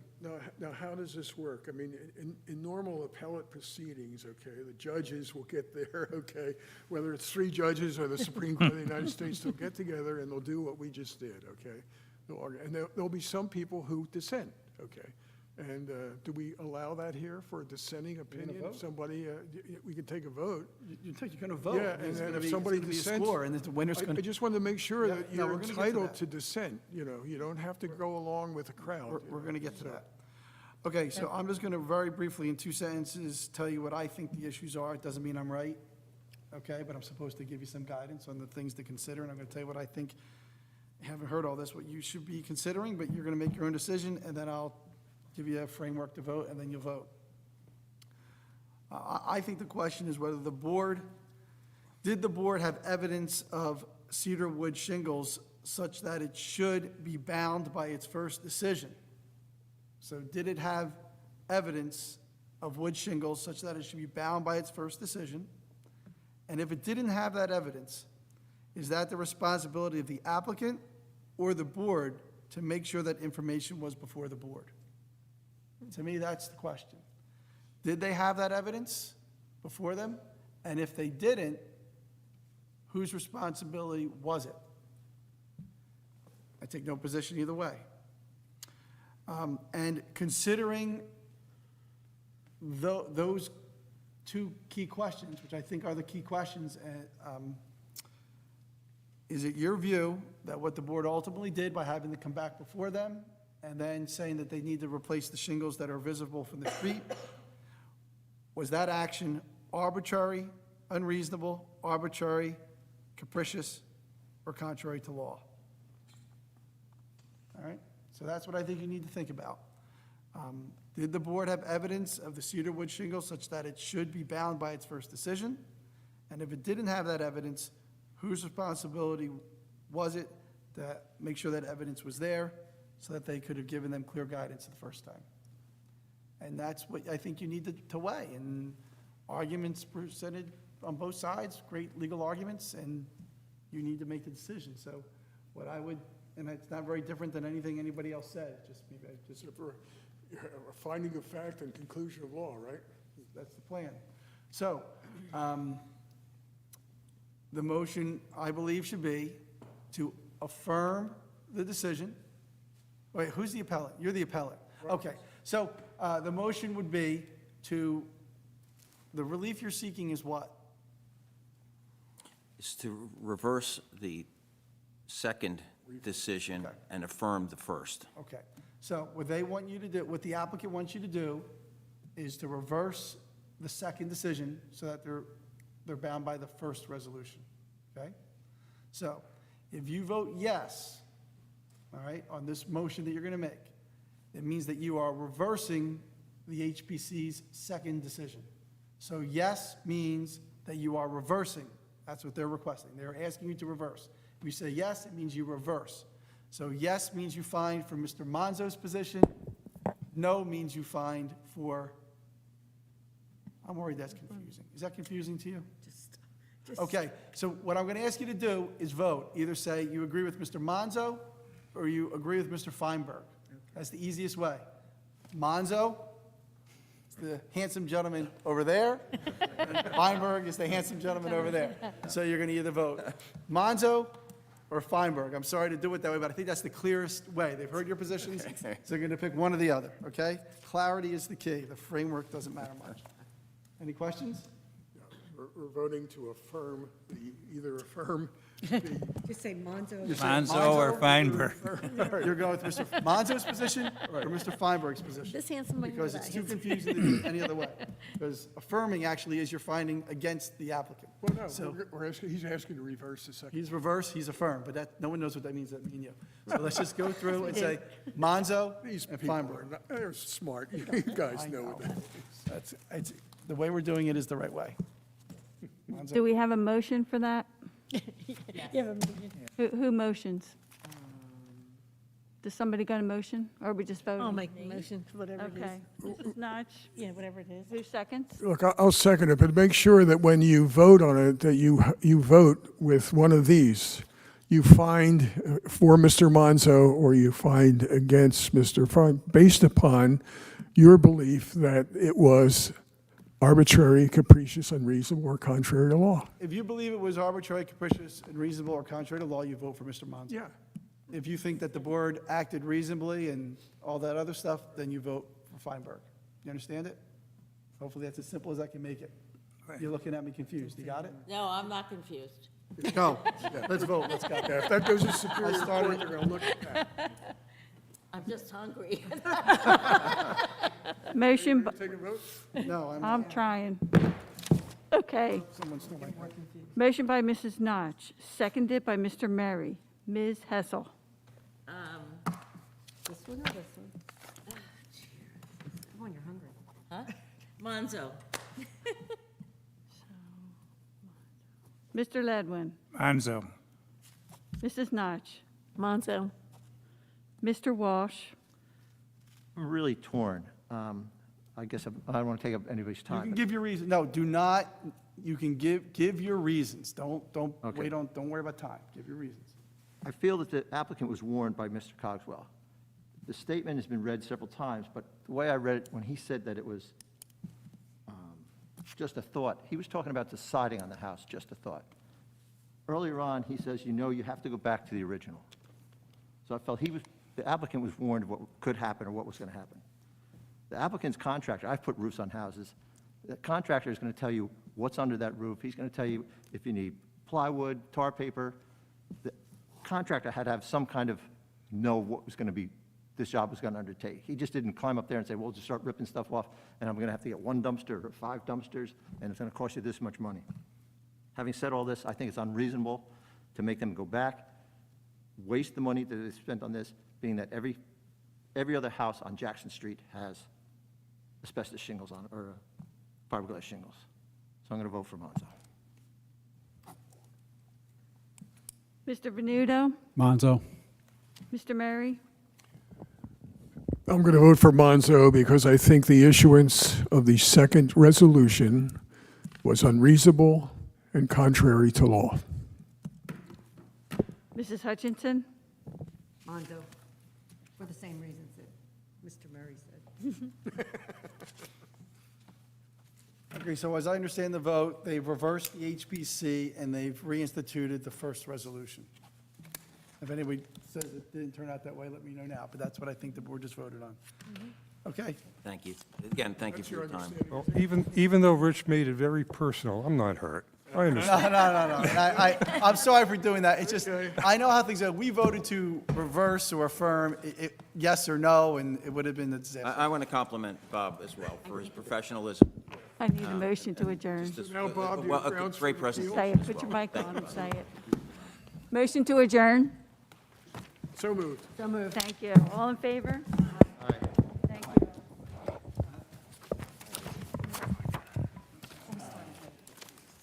I lost my.